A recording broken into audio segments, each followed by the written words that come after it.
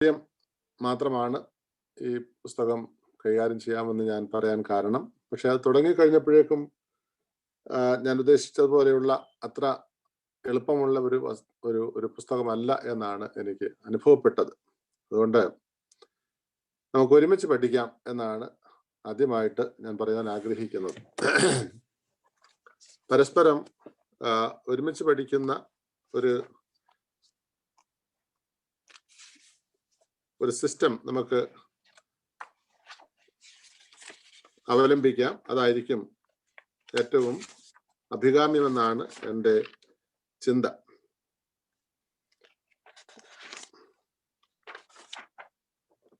നമുക്ക് തുടക്കത്തിൽ തന്നെ നമ്മുടെ കയ്യിലുള്ള പുസ്തകം, നിങ്ങളുടെ എല്ലാം പുസ്തകം ഉണ്ടെന്ന് ഞാൻ വിചാരിക്കുകയാണ്. ആ പുസ്തകത്തില് 11ാമത്തെ പേജ് അവസാനത്തെ 2 പാരഗ്രാഫ് വായിച്ചുകൊണ്ട് നമുക്ക് തുടങ്ങാം. അതിപ്രകാരമാണ്: ചരിത്രം സൂക്ഷ്മമായി പഠിക്കേണ്ട ഒരു വിഷയമാണ്. മലങ്കര സഭയുടെ പൂർവ്വചരിത്രം വേണ്ടവണ്ണം പരാമർശിക്കുവാൻ പര്യാപ്തമായ പൂർവ്വരേഖകൾ വളരെ വിരളമായി മാത്രമേ നമുക്ക് ലഭിച്ചിട്ടുള്ളൂ. അവയെ ഇതിനകം മറ്റു ചരിത്രകാരന്മാർ ഉപയോഗിച്ചു അവരുടെ നിഗമനങ്ങൾ പ്രസിദ്ധീകരിച്ചിട്ടുണ്ട്. എന്നാൽ അവരാരും അവലംബിച്ച നിലപാടുകൾ വിമർശനാതീതങ്ങളല്ല. ഈ ഗ്രന്ഥത്തിൽ സ്വീകരിച്ചിരിക്കുന്ന നിഗമനങ്ങളും പരിശോധനാർഹങ്ങൾ മാത്രമാണ്. എന്നാൽ ചരിത്ര പഠനത്തിന്റെ വളർച്ചയിൽ ഇത് എന്തെങ്കിലും സംഭാവന നൽകുമെങ്കിൽ ഗ്രന്ഥകാരൻ കൃതകൃത്യനായിരിക്കും എന്ന് മാത്രമേ പറയുക സാധ്യമാകുകയുള്ളൂ. ആ വിധി എഴുതേണ്ടത് വായനക്കാരും മറ്റു ചരിത്രകാരന്മാരുമാണ്. അത് വസ്തുനിഷ്ഠമായി ചെയ്തു കാണണമെന്ന് മാത്രമാണ് ഗ്രന്ഥകാരന്റെ പ്രതീക്ഷ. ഇത് ഡോക്ടർ വി സി ശാമുലച്ചൻ എഴുതിയതായ അദ്ദേഹത്തിന്റെ അഭിപ്രായമാണ്. അടുത്ത പാരഗ്രാഫ് ഇങ്ങനെയാണ്: ഓർത്തഡോക്സ് സെമിനാരിയുടെ ആഭിമുഖ്യത്തിൽ അൽമായക്കാരെ ഉദ്ദേശിച്ച് നടത്തുന്ന ദിവ്യബോധന പഠന പദ്ധതിയിൽ ഒരു പാഠപുസ്തകമായി ഉപയോഗിക്കുവാൻ രചിക്കുന്നതാണ് ഈ ഗ്രന്ഥം. വിദ്യാഭ്യസ്തരായ അൽമായക്കാരായിരിക്കും ഈ സൗകര്യം പ്രയോജനപ്പെടുത്തുന്നതെന്ന പ്രതീക്ഷയിൽ ഒരു പാണ്ഡിത്യ നിലവാരം പുലർത്തുവാൻ ഇവിടെ ശ്രമിക്കുന്നുണ്ട്. പഠിതാക്കൾക്ക് സഹായകമാകുവാൻ വേണ്ടി ഓരോ പാഠത്തിന്റെ അവസാനത്തിൽ അതിലെ ഉള്ളടക്കം ആസ്പദമാക്കി ഏതാനും ചോദ്യങ്ങൾ ചേർക്കുന്നു.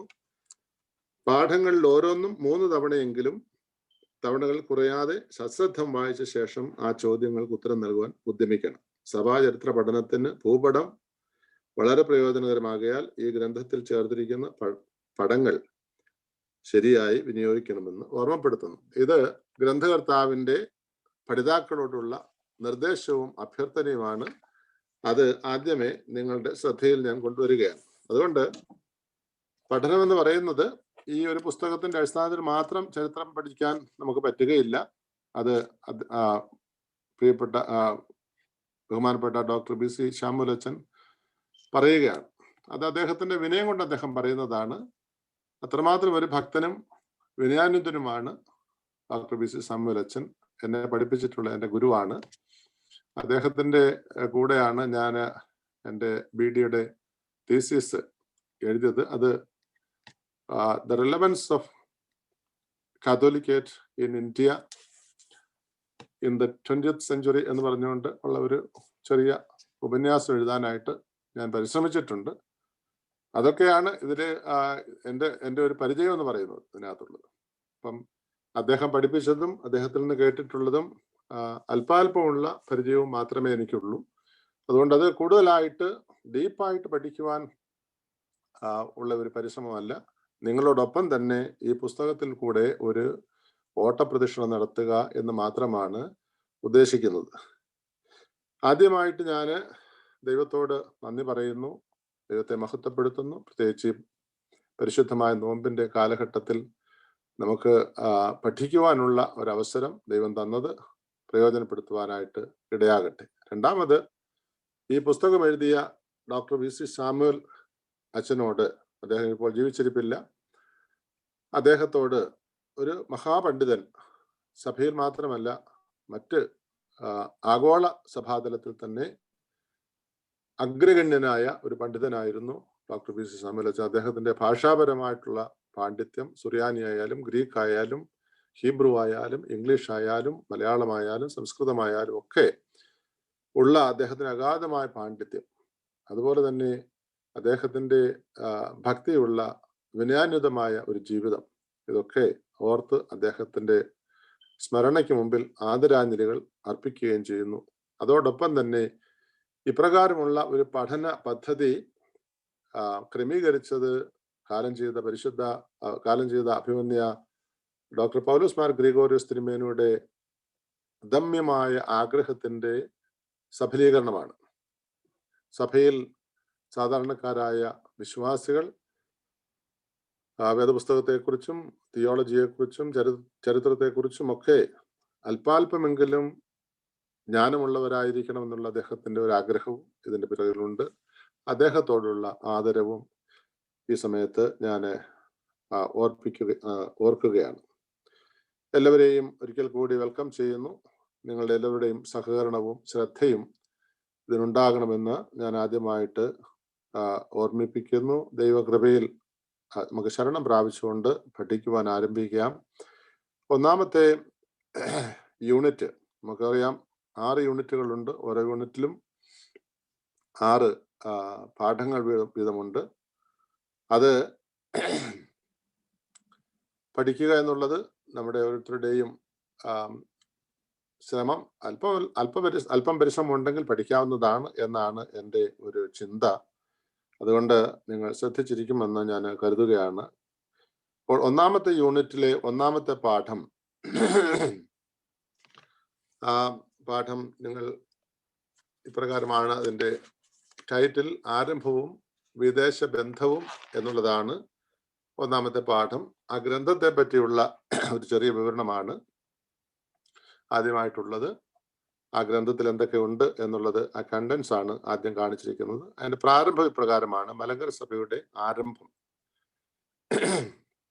16-ാം നൂറ്റാണ്ട് വരെ പേർഷ്യൻ ബന്ധത്തിൽ നിലനിന്നു എന്നതിന്റെ തെളിവുകളാണ് ഒന്നാമത്. മറ്റൊന്ന് പോർച്ചുഗീസ് മേധാവിത്വം വഴി ഉണ്ടായ റോമൻ കാത്തലിക് ബന്ധം, അതിനുണ്ടായ തിരിച്ചടി, മലങ്കര സഭയുടെ വിഭജനം എന്നിവയാണ്. കൂടാതെ 16-17 നൂറ്റാണ്ടുകളിൽ ഉണ്ടായ പാശ്ചാത്യ മിഷണറിമാരുടെ പ്രവർത്തനവും സഭയുടെ വളർച്ചയും. ഇത്രയും കാര്യങ്ങളാണ് പ്രാരംഭമായിട്ട് അതിനെക്കുറിച്ച് പറയുവാനായിട്ടുള്ളത്. ഇനി മലങ്കര സുറിയാനി സഭ എന്ന് പറയുമ്പോൾ, മലങ്കര സഭ ചരിത്രം പഠിക്കുമ്പോൾ ആദ്യം പഠിക്കേണ്ടത് ആദ്യത്തെ പരിഗണന മലങ്കര സഭയ്ക്ക് കൊടുക്കണം. ഭാരത സഭയെക്കുറിച്ചുള്ള ചരിത്രമാണ് നമ്മൾ ഓർക്കുന്നത്. ഭാരത സഭാ ചരിത്രം പഠിക്കുമ്പോൾ ആദ്യ പരിഗണന മലങ്കര സഭയ്ക്ക് കൊടുക്കണം. മലങ്കര സഭ അറിയപ്പെടുന്ന പേരുകൾ, 2 പേരുകളിൽ അറിയപ്പെടുന്നുണ്ട്. ഒന്ന് മാർത്തോമ ക്രിസ്ത്യാനികൾ, രണ്ടാമത് സുറിയാനി ക്രിസ്ത്യാനികൾ. അപ്പോൾ ഇതൊക്കെ നിങ്ങൾ ഓർത്തിരിക്കാവുന്ന സംഗതികളാണ്. ഭാരത സഭാ ചരിത്രത്തിൽ നിർണായകമായ പങ്കാണ് മലങ്കര സഭയ്ക്കുള്ളത്. ആ മലങ്കര സഭയെ അറിയപ്പെട്ടുന്ന 2 പേരുകളാണ് മാർത്തോമ ക്രിസ്ത്യാനികളും സുറിയാനി ക്രിസ്ത്യാനികളും. ഇനി അതിന്റെ പാരമ്പര്യവും വിശ്വാസവും എന്നുള്ള പാഠത്തിലേക്ക് നമുക്ക് കിടക്കാം.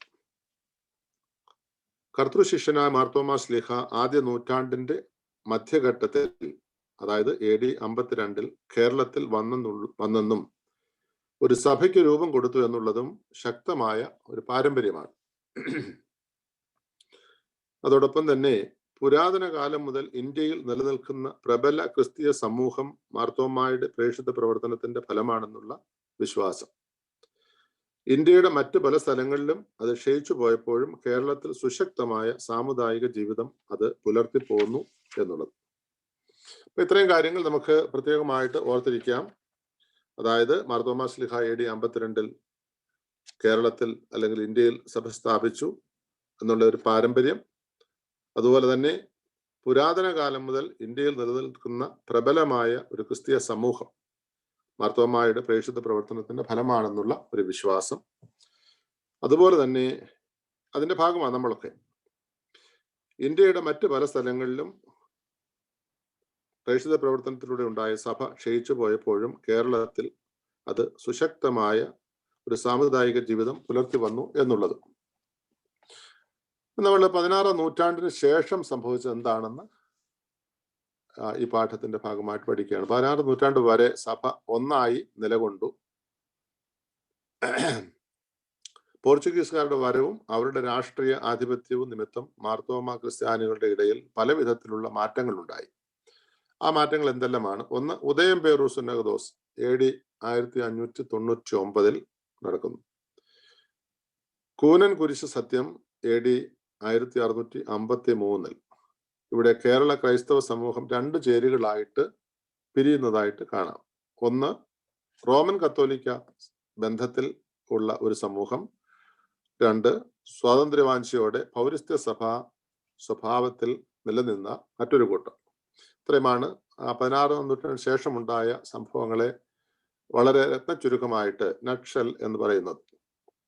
പാശ്ചാത്യ മിഷൻ എന്താണെന്ന് നോക്കാം. പോർച്ചുഗീസ് മിഷണറിമാർക്ക് 2 ഉദ്ദേശം ഉണ്ടായിരുന്നതായിട്ട് കാണാം. ഒന്ന്, മലങ്കര സഭയെ അവരുടെ സ്വാധീനത്തിലാക്കുക. 2, റോമൻ കത്തോലിക്ക സഭയുടെ സമ്പർക്കത്തിൽ കഴിയുന്ന സമൂഹങ്ങളെ സംഘടിപ്പിക്കുക. ഇത് നമുക്ക് ഓരോ പാഠവും വിശദമായിട്ട് പഠിക്കാനുള്ള സമയമില്ല. ഇതിനിടയ്ക്ക് ഞാൻ പറയുകയാണ്.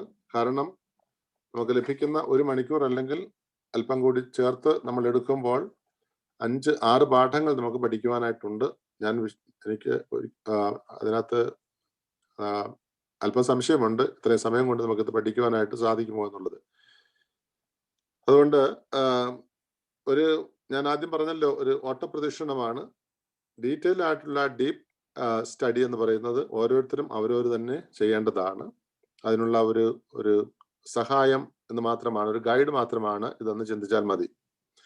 അപ്പോൾ അതിന് അവർ ഉപയോഗിച്ചത് ആരാധന ഭാഷയാണ്. പോർച്ചുഗീസുകാര് മലങ്കര സഭയെ അവരുടെ സ്വാധീനത്തിലാക്കുവാനും അതുപോലെ തന്നെ റോമൻ കത്തോലിക്ക സഭയുടെ സമ്പർക്കത്തിൽ കഴിയുന്ന സമൂഹങ്ങളെ ഒരുമിപ്പിക്കുവാനും അവരുപയോഗിച്ചത് അവരുടെ ആരാധന ഭാഷയാണ്.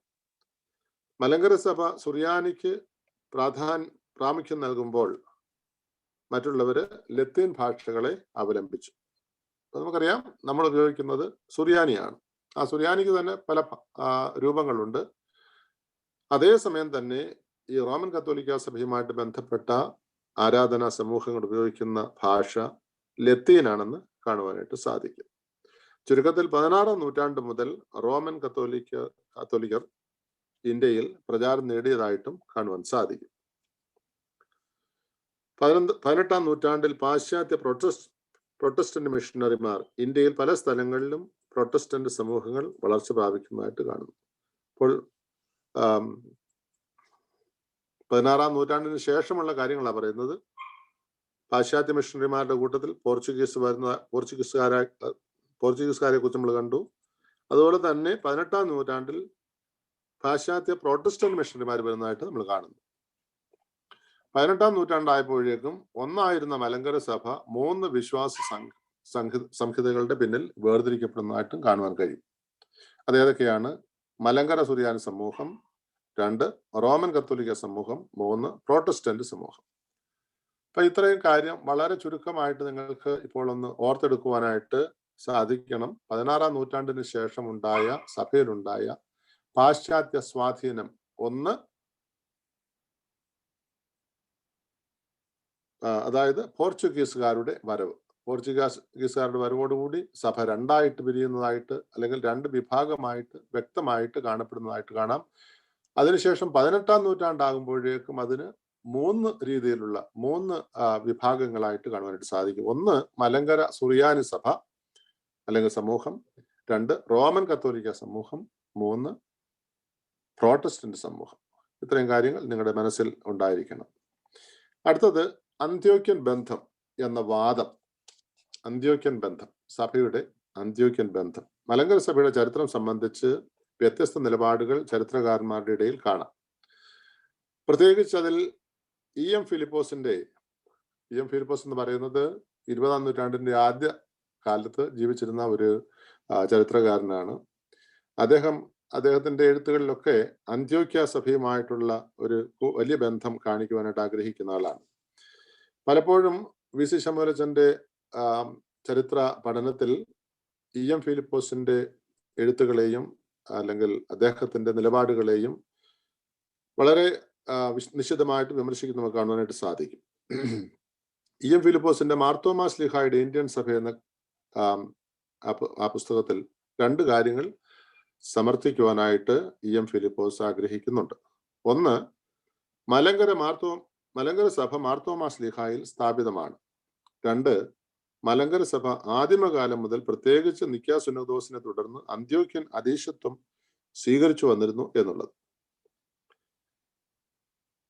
അപ്പോൾ EM ഫിലിപ്പോസ് സഭാചരിത്രകാരനാണ്. അദ്ദേഹം രണ്ട് കാര്യങ്ങൾ പറയുന്നു. ഒന്ന്, മാർത്തോമാ ശ്ലീഹായാണ് ഭാരതത്തിൽ സഭ സ്ഥാപിച്ചത്. അതുപോലെ തന്നെ അദ്ദേഹം പറയുന്നു മലങ്കര സഭ ആദിമകാലം മുതൽ അന്ത്യോക്യൻ അധീശത്വം സ്വീകരിച്ചു വന്നിരുന്നു എന്ന്. അപ്പൊ ഇതിനാധാരമായിട്ട് EM ഫിലിപ്പോസ് കൈക്കൊണ്ട രേഖ എന്ന് പറയുന്നത് 325 നടന്ന നിക്കാ സുന്നതോസിന്റെ പേരിൽ 9-ാം നൂറ്റാണ്ടിൽ ആരോ എഴുതി പൗരസ്ത്യ നാടുകളിൽ പ്രചരിപ്പിക്കപ്പെട്ട അറബി കാനോൻ എന്ന സംഗതിയാണ്. അപ്പം 4-ാം നൂറ്റാണ്ടിലാണ് നിക്കാ സുന്നതോസ് നടക്കുന്നത്. ആ നിക്കാ സുന്നതോസിനെ കുറിച്ച് 9-ാം നൂറ്റാണ്ടിൽ ആരോ ഒരു ചരിത്രം എഴുതി. അതിന് അറബി കാനോൻ എന്നാണ് പേര്. അതിനെ അവലംബിച്ചുകൊണ്ടാണ് EM ഫിലിപ്പോസ് തന്റെ നിലപാടുകൾ പറയുവാനായിട്ട് ആഗ്രഹിക്കുന്നത്. അതിന് അത്രമാത്രം വില കൽപ്പിക്കുവാനായിട്ട് കഴിയുകയില്ലെന്നാണ് ഗ്രന്ഥകർത്താവ് പറയുന്നത്. അതുപോലെ തന്നെ ബാർ എബ്രായയുടെ എക്ലീസിയാസ്റ്റിക്കി അഥവാ സഭാചരിത്രം എന്നുള്ള ഒരു രേഖ 1286 നിര്യാതനായ ബാർ എബ്രായ സുറിയാനി ഭാഷയിൽ രചിച്ച ഈ പുസ്തകം 15-ാം നൂറ്റാണ്ട് വരെ അദ്ദേഹത്തിന്റെ പിൻഗാമികൾ വിപുലപ്പെടുത്തി പ്രധാനമായ അന്ത്യോക്യൻ സുറിയാനി സഭാ ചരിത്രം പ്രതിപാദിക്കാൻ വേണ്ടിയായിരുന്നു ഇപ്രകാരം ചെയ്തത്. അത് ബാർ എബ്രായയുടെ പുസ്തകത്തെ കുറിച്ചുള്ളതാണ്. അദ്ദേഹത്തിന്റെ അനുയായികൾ അദ്ദേഹം എഴുതിയ പുസ്തകം വീണ്ടും വിപുലപ്പെടുത്തി അത് അന്ത്യോക്യയുമായിട്ട് ബന്ധിപ്പിക്കുവാനായിട്ടുള്ള ഒരു പരിശ്രമം നടത്തുന്നതായിട്ടാണ് ഗ്രന്ഥകർത്താവ് പറയുന്നത്. ഇതിന്റെ മലയാള പരിഭാഷ 1934 കാതോലിക്ക ദിനം പ്രഖ്യാപിച്ചപ്പോൾ പ്രസിദ്ധീകരിച്ചിരുന്നു എന്നും പറയുന്നുണ്ട്. അപ്പോൾ കാതോലിക്ക ദിനം തുടങ്ങിയത് എന്നാണ് ഇവിടെ പറയാൻ സാധിക്കും. 1934 സഭാ ഭരണഘടന അംഗീകരിക്കുന്ന ആ സമയത്ത് തന്നെയാണ് ഇന്ന് സഭയിൽ നിലനിൽക്കുന്ന കാതോലിക്ക ദിനത്തിന്റെ ആരംഭം. അപ്പോൾ അന്ന് ഇതിന്റെ ഒരു മലയാള പരിഭാഷ പ്രസിദ്ധീകരിച്ചിട്ടുണ്ട്. അത് ഒരുപക്ഷെ നമുക്ക് വേണമെങ്കിൽ പരിശോധിക്കാവുന്നതാണ് എന്ന് ഈ സമയത്ത് പറയുകയാണ്. ഈ ഗ്രന്ഥത്തിൽ മലങ്കര സഭ സ്ഥിതി ചെയ്തു തരുന്നതായിട്ട് പോലും പരാമർശിക്കുന്നില്ല എന്നുള്ളതാണ് അതിനകത്തെ പ്രധാനപ്പെട്ട കാര്യം. അപ്പോൾ മലങ്കര സഭ നിലനിന്നതായിട്ട് പോലും 13-ാം നൂറ്റാണ്ടിൽ എഴുതപ്പെട്ട പുസ്തകത്തിൽ രേഖപ്പെടുത്തിയിട്ടില്ല, ബാർ എബ്രായയുടെ പുസ്തകത്തിൽ. അതുകൊണ്ട് തന്നെ നമുക്ക് ചിന്തിക്കുവാനായിട്ട് സാധിക്കും, അതായത് അന്ത്യോക്യൻ സഭയുടെ വക്താവായിരുന്ന ബാർ എബ്രായ പുസ്തകം എഴുതുമ്പോൾ അദ്ദേഹം ഒരു സഭ നിലനിന്നിരുന്നുവെങ്കിൽ അതിനെക്കുറിച്ച് തീർച്ചയായിട്ടും അതിനകത്ത് പരാമർശിക്കുമായിരുന്നു.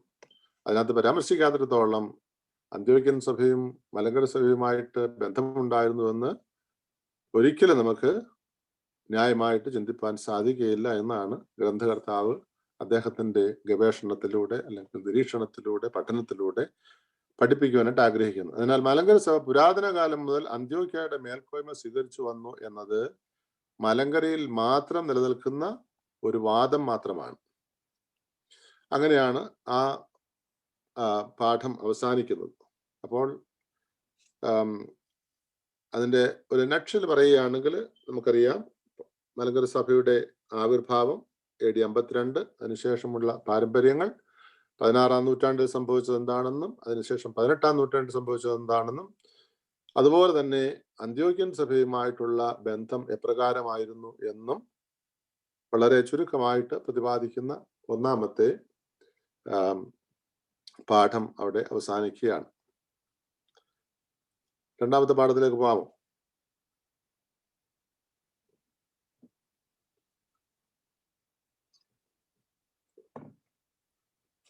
Hello അലക്സേ. Yes, Acho. Yeah, proceed. രണ്ടാമത്തെ പാഠം, യൂണിറ്റ് 1, പാഠം 2.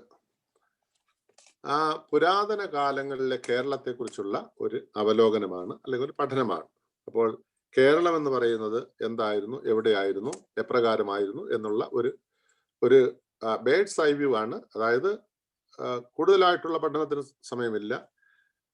എങ്ങനെയായിരുന്നു അന്നത്തെ സ്ഥിതി എന്നുള്ളത് മാത്രം കൃത്യമായിട്ട് പറയുകയാണ്. കേരളം എവിടെയാണ് എന്നുള്ളത് ആദ്യമായിട്ട് പറയുന്നു. സ്വന്തമായ അസ്തിത്വവും സാംസ്കാരിക സംവിധാനവുമുള്ള ഇന്ത്യയുടെ പ്രധാന ഭാഗവുമായി വേണ്ടവണ്ണം ചേരാതെ ഒറ്റപ്പെട്ട് കിടക്കുന്ന ഒരു സ്ഥലമായിരുന്നു കേരളം എന്ന ഭൂപ്രദേശം എന്ന് ആദ്യമായിട്ട് ഓർത്തിരിക്കുക. അപ്പോൾ ഭാരതത്തിന്റെ മറ്റു സ്ഥലങ്ങളുമായിട്ട് വലിയ ബന്ധമില്ലാത്ത, സാംസ്കാരികമായിട്ടോ അല്ലെങ്കിൽ ഒന്നും തന്നെ വലിയ ബന്ധമില്ലാത്ത ഒരു ഭൂപ്രദേശമായിരുന്നു കേരളം. കേരളത്തെ പറ്റി ലഭ്യമായ രേഖകൾ എന്തെല്ലാമാണ് എന്ന് ചിന്തിക്കാം. പൂർവികർ അത് രേഖപ്പെടുത്തിയിട്ടില്ലാത്തതിനാൽ അത് ലഭ്യമല്ല. 2, കുരുമുളക്, ചുക്ക്, കർപ്പൂരം എന്നീ വിഭവങ്ങൾ ഇവിടെ സുലഭമായിരുന്നതിനാൽ ചൈന, ഗ്രീസ്, റോം എന്നിവിടങ്ങളിൽ നിന്നും വ്യാപാരികളെ ആകർഷിച്ചിരുന്നതായി രേഖകൾ ഉണ്ട്. AD 1-2 നൂറ്റാണ്ടുകൾ രചിക്കപ്പെട്ട ഏതാനും കൃതികൾ ലഭ്യമാണ്. അതിപ്രകാരമാണ്: 1, പെരില്ലസ് ഓഫ് എറിത്രിയൻ സീ, അതിന്റെ ഓഥർ അൺനോൺ ആണ്. 2, പ്ലീനി, ടോലിമി എന്നിവരുടെ ലിഖിതങ്ങൾ. 3, AD ആദ്യത്തെ 5 നൂറ്റാണ്ട് രചിക്കപ്പെട്ട ചില സാഹിത്യ കൃതികൾ. ഈ കാലത്തിന് സംഘകാലം എന്നായിരുന്നു പറയപ്പെടുന്നത്. ആ കാലത്ത് കേരളം തമിഴകത്തിന്റെ ഭാഗമായിരുന്നു. ഈ കൃതികളുടെ എല്ലാം അടിസ്ഥാനത്തിലാണ് പറയുന്നത് കേരളം എവിടെയായിരുന്നു, അന്നത്തെ സ്ഥിതി എന്തായിരുന്നു എന്ന്. സംഘകാലം എന്നായിരുന്നു ആ കാലഘട്ടത്തിന് പറയുന്നത്. ആ കാലത്ത് കേരളം തമിഴകത്തിന്റെ ഭാഗമായിരുന്നു. അപ്പോൾ കേരളം എന്നുള്ള ഒരു പേരൊന്നും അന്ന് അവകാശപ്പെടുവാനായിട്ട് കഴിയുകയില്ല. അന്നത്തെ സ്വതന്ത്ര രാജ്യങ്ങൾ ചോള, ചേര, പാണ്ഡ്യം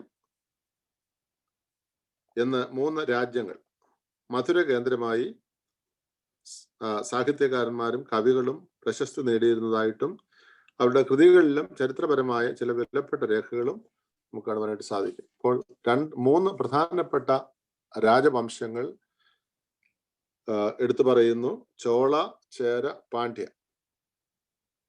രാഷ്ട്രീയവും സാമൂഹ്യവുമായ സ്ഥിതി എന്തായിരുന്നു നോക്കാം കേരളത്തിന്റെ. കേരളം ചേര രാജ്യത്തിന്റെ ഭാഗമായിരുന്നു. ഭരണകർത്താക്കൾ പെരുമാക്കന്മാരായിരുന്നു. AD 41 മുതൽ 150 വരെ 5 പെരുമാക്കന്മാർ ഭരിച്ചതായിട്ട് രേഖപ്പെടുത്തിയിട്ടുണ്ട്.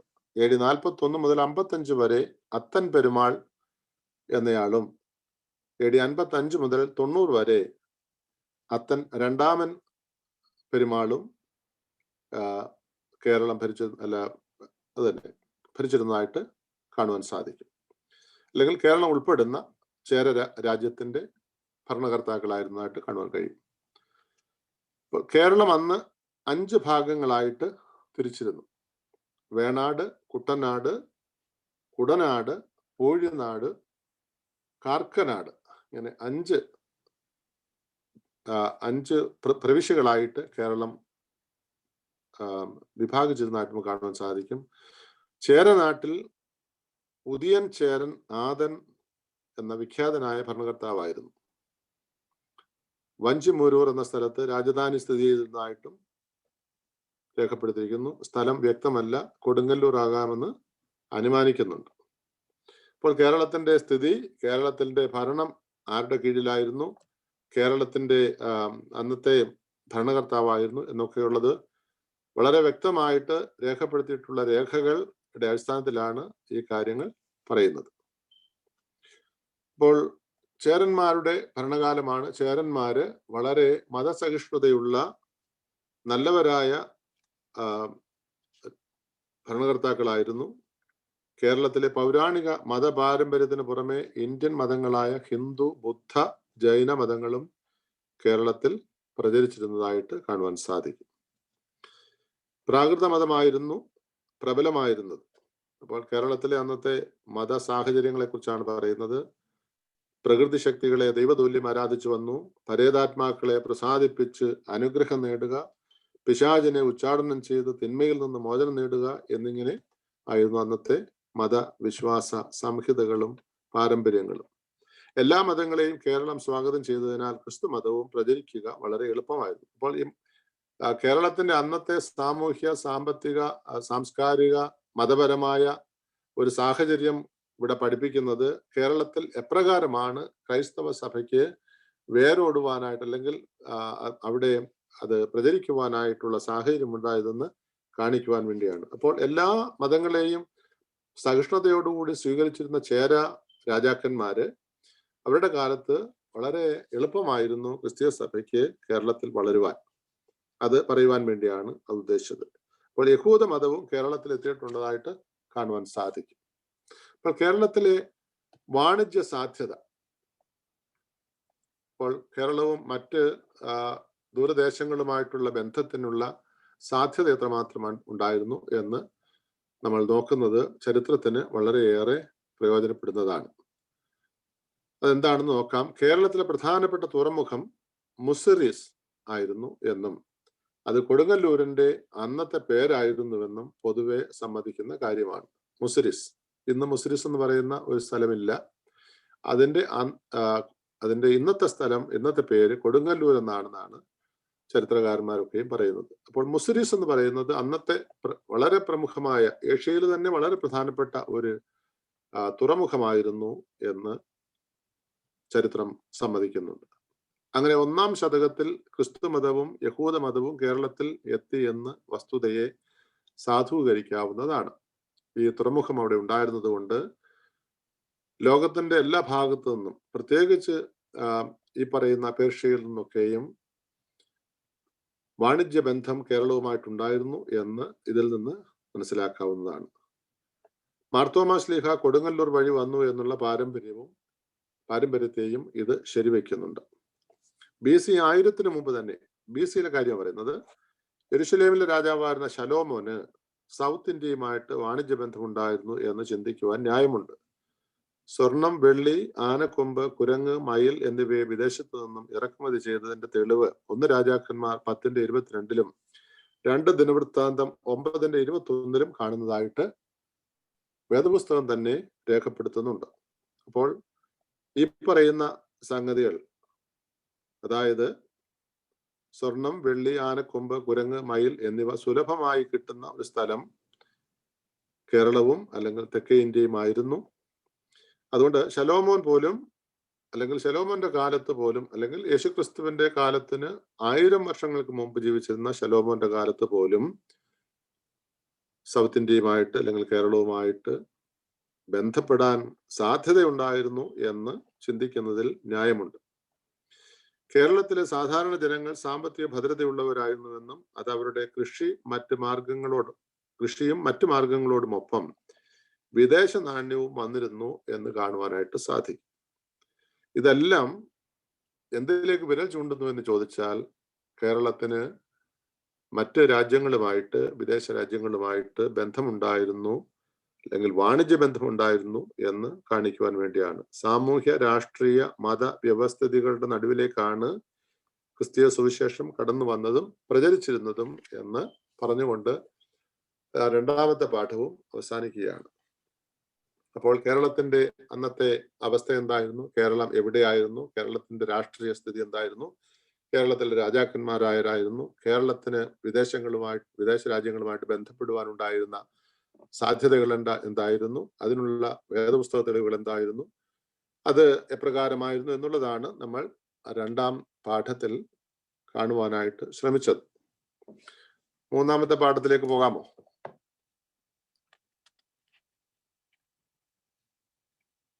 അലക്സേ?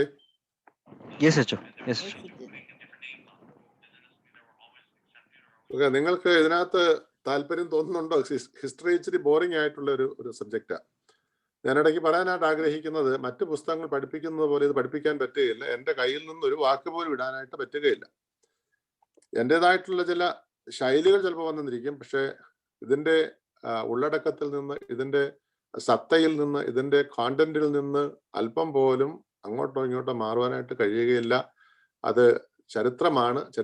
ഹിസ്റ്ററി ഈസ് ട്രൂത്ത് എന്നാണ്. അപ്പോൾ ചരിത്രം എന്ന് പറയുന്നത് സത്യമാണ്.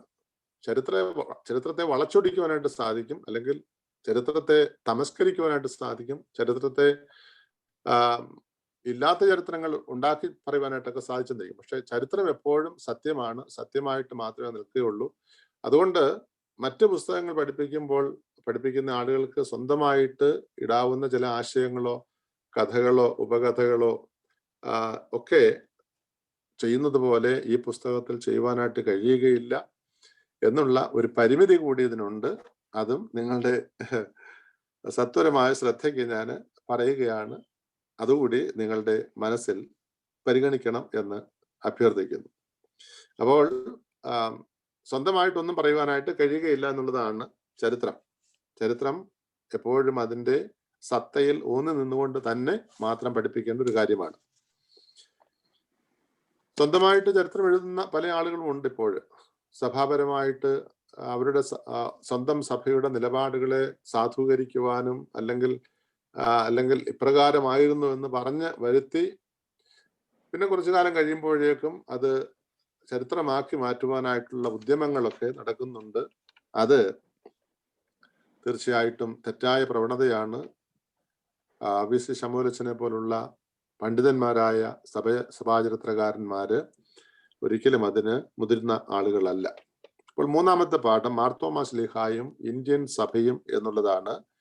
അതിലേക്ക് നമ്മൾ കടക്കുകയാണ്. മാർത്തോമാ ശ്ലീഹായാണ് കേരളത്തിലെ പുരാതന സഭയുടെ സ്ഥാപകൻ എന്നത് പൊതുവെയുള്ള വിശ്വാസമാണ്. എന്നാൽ തൽപര കക്ഷികൾ അത് പറഞ്ഞു വരുത്തുന്ന ഒരു കഥയല്ല എന്ന് ഓർക്കണം. AD 1301 കൊടുങ്ങല്ലൂരിൽ വെച്ച് സുറിയാനി ഭാഷയിൽ എഴുതിയതും വത്തിക്കാൻ ലൈബ്രറിയിൽ സൂക്ഷിച്ചിരിക്കുന്നതുമായ ഒരു ലഘുപ്രമാണം ഇതിനാധാരമാണ്. 16-ാം നൂറ്റാണ്ട് മുതൽ വന്ന മിഷണറിമാരുടെ കത്തുകളിൽ നാട്ടുകാരിൽ നിന്നും ലഭിച്ച വിവരങ്ങൾ രേഖപ്പെടുത്തിയിട്ടുണ്ട്. ഇത് കേരള ക്രിസ്ത്യാനികളുടെ അടിയുറച്ച പാരമ്പര്യമാണ്. അപ്പോൾ മാർത്തോമാ ശ്ലീഹായും ഇന്ത്യൻ സഭയുമായിട്ടുള്ള ആ ഒരു ബന്ധത്തെക്കുറിച്ചാണ് ഇവിടെ പറയുവാനായിട്ട് ആഗ്രഹിക്കുന്നത്. അതിന് ചെറിയ ചെറിയ തെളിവുകൾ അവിടെ ഉള്ളതായിട്ട് രേഖപ്പെടുത്തുന്നു. ഇപ്പൊ കൊടുങ്ങല്ലൂരിൽ വെച്ച് സുറിയാനി ഭാഷയിൽ എഴുതിയ ഒരു ചെറിയ പ്രമാണം വത്തിക്കാൻ ലൈബ്രറിയിൽ ഇന്നുമുണ്ട്. അത് എഴുതിയത് എന്നാണെന്ന് ചോദിച്ചാൽ 14-ാം നൂറ്റാണ്ടിന്റെ ആരംഭത്തിലാണ്, 1301. അപ്പോൾ 16-ാം നൂറ്റാണ്ട് മുതൽ വന്ന മിഷണറിമാരുടെ കത്തുകളിൽ നാട്ടുകാരിൽ നിന്ന് ലഭിച്ച വിവരങ്ങൾ രേഖപ്പെടുത്തിയാണ് ഇത് ചമച്ചിട്ടുള്ളത്. അപ്പോൾ വെറുതെയുള്ള ഒരു പ്രമാണമല്ല അതെന്ന് കാണുവാനായിട്ട് സാധിക്കും. 2 പാരമ്പര്യങ്ങളുണ്ട്. ഉത്തരേന്ത്യൻ പാരമ്പര്യവും ദക്ഷിണേന്ത്യൻ പാരമ്പര്യവും, north Indian tradition and south Indian tradition. അത് നമുക്ക് കാണുവാനായിട്ട് സാധിക്കും. കേരളത്തിലെ സുറിയാനി സഭ മാർത്തോമാ ശ്ലീഹായിൽ സ്ഥാപിതമല്ലെന്ന് വാദിക്കുന്ന ആളാണ് സ്കോട്ട്ലൻഡുകാരൻ ജോർജ് മിൽനറെ എന്ന് പറയുന്നയാൾ. അയാളുടെ അഭിപ്രായ പ്രകാരം the Syrian church in India എന്ന അദ്ദേഹത്തിന്റെ പുസ്തകത്തിൽ മാർത്തോമാ ശ്ലീഹ ഉത്തരേന്ത്യയിൽ മാത്രമേ വന്നിട്ടുള്ളൂ എന്നും തെക്കേ ഇന്ത്യയിൽ എത്തിച്ചേരാൻ സാധ്യമല്ല എന്നും വാദിക്കുന്നുണ്ട്. അത് ഒരാളുടെ ഒരഭിപ്രായമാണ്, അദ്ദേഹത്തിന്റെ ചിന്തയാണ്. മാർത്തോമാ ശ്ലീഹായ്ക്ക് തെക്കേ ഇന്ത്യയിൽ പോകാൻ സാധ്യമല്ലാത്തൊരു സാഹചര്യമായിരുന്നു, അതുകൊണ്ട് വടക്കേ ഇന്ത്യയിൽ മാത്രമേ പോയിട്ടുള്ളൂ എന്ന്. ഉറഹായ് ദേശക്കാരനായ ബർദൈസാൻ എന്ന ജ്ഞാനവാദിയായ ഗ്രന്ഥകർത്താവ്, ജ്ഞാനവാദി എന്ന് പറഞ്ഞാൽ നോസ്റ്റിക്, അതൊരു മതമാണ്. ആദിമ ക്രൈസ്തവ സഭയുടെ ആവിർഭാവ കാലത്ത് തന്നെ ഉടലെടുത്ത മറ്റൊരു ഹെറസിയാണ് നോസ്റ്റിക് മതം, ജ്ഞാനമതം എന്ന് പറയും. അതിനെക്കുറിച്ച് ഇപ്പോൾ പറയാൻ ആഗ്രഹിക്കുന്നില്ല. അപ്പോൾ അതിൻ്റെ ജ്ഞാനവാദിയായ ഗ്രന്ഥകർത്താവ് ബർദൈസാൻ എഴുതിയ ഒരു പുസ്തകമാണ് യൂദാസ് തോമസിന്റെ പ്രവർത്തനങ്ങൾ എന്ന പുസ്തകം. അതിലെ 2 സംഗതികൾ, ഒന്ന് ഗോണ്ടഫോറസ് രാജാവിനെ കുറിച്ചുള്ള പ്രതിപാദനം, അതുപോലെ തന്നെ ഉറഹ എന്ന സ്ഥലവുമായി മാർത്തോമാ ശ്ലീഹായ്ക്കുണ്ടായിരുന്ന ബന്ധം. ഇത് രണ്ടും ആ പുസ്തകത്തിൽ എഴുതിയിരിക്കുന്ന കാര്യങ്ങളാണ്. യൂദാസ് തോമസിന്റെ പ്രവർത്തനങ്ങൾ, ദ ആക്ട് ഓഫ് തോമ എന്ന് പറയുന്ന act of Judas Thomas. Thoma ശ്ലീഹായ്ക്ക് ഉള്ള പേരാണ് യൂദാസ് തോമസ്. നമ്മൾ വെറുതെ തോമാ ശ്ലീഹ എന്ന് പറയുന്നെങ്കിൽ അദ്ദേഹത്തിന്റെ മുഴുവൻ പേര് നമ്മൾ അമേരിക്കയിൽ ഫസ്റ്റ് നെയിമും ലാസ്റ്റ് നെയിമും പറയുന്ന പോലെ തോമാ ശ്ലീഹയെ കുറിച്ച് പറയുമ്പോൾ യൂദാസ് തോമസ് എന്നാണ് അദ്ദേഹത്തെ അറിയപ്പെടേണ്ടത്, അല്ലെങ്കിൽ അറിയപ്പെടുന്നത്. അപ്പൊ അദ്ദേഹത്തിന്റെ പ്രവർത്തനങ്ങൾ എന്നുള്ള പുസ്തകത്തിലെ 2 പരാമർശങ്ങൾ, ഒന്ന് ഗോണ്ടഫോറസ് രാജാവിനെ കുറിച്ചുള്ള ഒരു സൂചന, 2 ഉറഹ എന്ന സ്ഥലവുമായിട്ടുള്ള മാർത്തോമാ ശ്ലീഹായുടെ ബന്ധം. ഒന്നാമത് നമുക്ക് നോക്കാം ഗോണ്ടഫോറസിനെ കുറിച്ച്. ഗോണ്ടഫോറസ് ചരിത്ര പുരുഷനോ എന്ന ഒരു ചോദ്യം നിലനിന്നിരുന്നു. ഇപ്പോൾ നിലനിൽപ്പില്ല. കാരണം ഗോണ്ടഫോറസ് ചരിത്ര പുരുഷനായിരുന്നു എന്നുള്ളത് തെളിയിക്കപ്പെട്ടിട്ടുണ്ട്. എന്നാൽ അദ്ദേഹത്തിന് നാണയങ്ങൾ 19-ാം നൂറ്റാണ്ടിൽ കണ്ടെത്തുകയുണ്ടായി. 1-ാം നൂറ്റാണ്ടിന്റെ 3-ാം ദശകത്തിലും അതിനുശേഷവും. അപ്പൊ ഏതായിരിക്കും അത് കാലഘട്ടം? 1-ാം നൂറ്റാണ്ടിന്റെ 3-ാം ദശകം എന്ന് പറഞ്ഞാൽ 30 അല്ലെ? AD 30. അപ്പൊ നിങ്ങളത് കൂടുതൽ സംശയം അല്ലെങ്കിൽ ഒരു കൺഫ്യൂഷൻ ഉണ്ടാകാതിരിക്കാൻ വേണ്ടിയാണ് ഞാൻ പറയുന്നത്. 1-ാം നൂറ്റാണ്ടിന്റെ 3-ാം ദശകം, AD 30 എന്നാണ് ഞാൻ പറഞ്ഞത്, ദശകത്തിലും അതിനുശേഷവും. ഇപ്പം AD 30 മുതൽ അഫ്ഗാനിസ്ഥാൻ, ബലൂചിസ്ഥാൻ, പഞ്ചാബ് എന്നീ പ്രദേശങ്ങളിലെ ഭരണം നടത്തിയിരുന്ന ഒരു പാർത്ഥ്യൻ രാജാവായിരുന്നു ഗോണ്ടഫോറസ്. അത് തെളിയിക്കപ്പെട്ടിട്ടുള്ള ഒരു കാര്യമാണ്. 19-ാം നൂറ്റാണ്ടിൽ കണ്ടെത്തിയ ചില നാണയങ്ങളുടെ അടിസ്ഥാനത്തിൽ ഗോണ്ടഫോറസ് എന്ന് പറയുന്ന ഒരു രാജാവ് ഉണ്ടായിരുന്നതായിട്ടും അദ്ദേഹം യേശുക്രിസ്തുവിന്റെ അതായത് 1-ാം നൂറ്റാണ്ടിലെ AD 30 മുതലുള്ള കാലഘട്ടത്ത് അഫ്ഗാനിസ്ഥാൻ, ബലൂചിസ്ഥാൻ, പഞ്ചാബ് എന്നീ സ്ഥലങ്ങൾ ഭരിച്ചിരുന്ന പാർത്ഥ്യൻ രാജാവായിരുന്നു എന്നും കണ്ടെത്തിയിട്ടുണ്ട്. അപ്പോൾ ഗോണ്ടഫോറസിന്റെ പരാമർശം യൂദാസ് തോമസിന്റെ പ്രവർത്തനങ്ങൾ എന്നുള്ള പുസ്തകത്തിൽ പറഞ്ഞിരിക്കുന്നത് കൃത്യമാണ്, സത്യമാണ് എന്ന് ഓർത്തിരിക്കുക. രണ്ടാമത്, തോമാസ് ശ്ലീഹായ്ക്ക് ഉറഹായുമായിട്ടുള്ള ബന്ധം എന്തായിരുന്നു? ശ്ലീഹായുടെ തിരുശേഷിപ്പുകൾ 2-ാം ശതാബ്ദത്തിൽ എഡേസ അല്ലെങ്കിൽ ഉറഹായിലേക്ക് മാറ്റിയതായി പ്രബലമായ പാരമ്പര്യമുണ്ട്. അത് AD 160 തോമാസ് ശ്ലീഹായുടെ തിരുശേഷിപ്പ് കേരളത്തിൽ നിന്ന് അല്ലെങ്കിൽ ഇന്ത്യയിൽ നിന്ന് എഡേസയുടെ മറ്റൊരു പേരാണ് ഉറഹ, അവിടേക്ക് കൊണ്ടുപോയതായിട്ടുള്ള പാരമ്പര്യം. 2, ശ്ലീഹ ഉറഹ വഴിയാണ് ഇന്ത്യയിലേക്ക് പോയതെന്നും ഇന്ത്യയിൽ നിന്ന് ഉറഹായിലേക്ക് കത്തുകൾ അയച്ചിരുന്നുവെന്നും അത് അവിടെ ബഹുമാനപൂർവ്വം വായിച്ച് സൂക്ഷിച്ചിരുന്നുവെന്നും സൂചിപ്പിക്കുന്ന പുരാതന സുറിയാനി രേഖകൾ ലഭ്യമാണ്. ഓക്കെ. വീണ്ടും 13-ാം നൂറ്റാണ്ടിൽ ജീവിച്ചിരുന്ന അന്ത്യോക്യൻ സുറിയാനി പിതാവായ ഗ്രിഗോറിയോസ് ബാർ എബ്രായ ഈ സംഗതി അദ്ദേഹത്തിന്റെ സഭാചരിത്ര ഗ്രന്ഥത്തിൽ എഴുതിയിരിക്കുന്നു. വീണ്ടും ബസ്രായിലെ നെസ്തോറിയൻ ബിഷപ്പായിരുന്ന ശലോമോൻ എഴുതിയ തേനീച്ചയുടെ ഗ്രന്ഥം എന്ന പുസ്തകത്തിൽ തോമ യെരുശലേംകാരനും യൂദാ ഗോത്രത്തിൽപ്പെട്ടവനുമായിരുന്നു. അദ്ദേഹം പാർത്ഥ്യ, മേദ്യ, ഇന്ത്യ എന്നീ നാട്ടുകാരോട് സുവിശേഷം ഘോഷിച്ചു എന്നും എഴുതിയിരിക്കുന്നു. ഇതൊക്കെയും ഉറഹായുമായിട്ടുള്ള ബന്ധത്തിന് എടുത്തു കാണിക്കുന്ന തെളിവുകളാണ്. ഇനി എന്താണ് ദക്ഷിണേന്ത്യൻ പാരമ്പര്യം അല്ലെങ്കിൽ സൗത്ത് ഇന്ത്യൻ ട്രഡീഷൻ എന്താണെന്ന് നോക്കാം. AD 52 മുസറിസ് എന്ന് അറിയപ്പെട്ടിരുന്ന കൊടുങ്ങല്ലൂരിൽ കപ്പലിറങ്ങി കേരളത്തിൽ ക്രിസ്തുമതം പ്രചരിപ്പിച്ചു എന്നത് പ്രബലമായ പാരമ്പര്യമാണ്. നമ്മളെല്ലാം വിശ്വസിച്ചിരിക്കുന്ന ഒരു പാരമ്പര്യം അതാണ്. ഈ പാരമ്പര്യം നിലനിർത്തിപ്പോന്ന ഒരു സമുദായം പൂർവ്വകാലം മുതൽ കേരളത്തിൽ നിലനിന്നു. മാല്യങ്കര, പാലൂർ, പരവൂർ അഥവാ കോട്ടയ്ക്കാവ്, ഗോകമംഗലം, നിരണം, ചായൽ അഥവാ നിലയ്ക്കൽ, കൊല്ലം എന്നിവിടങ്ങളിൽ ആരാധനാലയങ്ങളും അവയെ നയിക്കുവാൻ പകലോമറ്റം, ശങ്കരപുരി, കള്ളി, കാളിയാങ്കൽ എന്നീ 4 കുടുംബങ്ങളിൽ നിന്ന് വൈദികരെയും നിയമിച്ചു. ഇത് രണ്ടാമതൊന്നും എടുത്തു പറയേണ്ട കാര്യമില്ല, നമുക്ക് എല്ലാവർക്കും എപ്പോഴും അറിവുള്ള കാര്യങ്ങളാണ്. അതിനുശേഷം മലാക്ക, ചൈന എന്നീ പൂർവ്വദേശങ്ങളിൽ സുവിശേഷം അറിയിച്ച ശേഷം ഇന്ത്യയിലേക്ക് മടങ്ങി വന്ന് മൈലാപ്പൂരിൽ സാക്ഷി മരണം പ്രാപിച്ചു എന്ന് നാം വിശ്വസിക്കുന്നു. അപ്പോൾ തെക്കേ ഇന്ത്യയിൽ മാർത്തോമാ ശ്ലീഹ സുവിശേഷം അറിയിച്ചതായും അവിടെ ആരാധനാലയങ്ങൾ ഉണ്ടാക്കിയതായിട്ടും അവിടെ പുരോഹിതന്മാരെ, പൗരോഹിത്യ ശ്രേണിയെ ഉണ്ടാക്കിയതായിട്ടും അതിനുശേഷം വടക്കേ ഇന്ത്യയിലേക്കും അല്ലെങ്കിൽ ഇന്ത്യയുടെ അതിർത്തി രാജ്യങ്ങളിലേക്കൊക്കെ പോയതിനു ശേഷം വീണ്ടും മടങ്ങി വന്ന് സൗത്ത് ഇന്ത്യയിൽ വന്ന് അവിടെ വെച്ച് മരണപ്പെട്ടതായിട്ടൊക്കെയാണ് നമ്മൾ വിശ്വസിക്കുന്നത്. AD 160 ശേഷം തിരുശേഷിപ്പുകൾ ഉറഹായിലേക്ക് കൊണ്ടുപോയി എന്ന പാരമ്പര്യം നിലനിൽക്കുന്നു.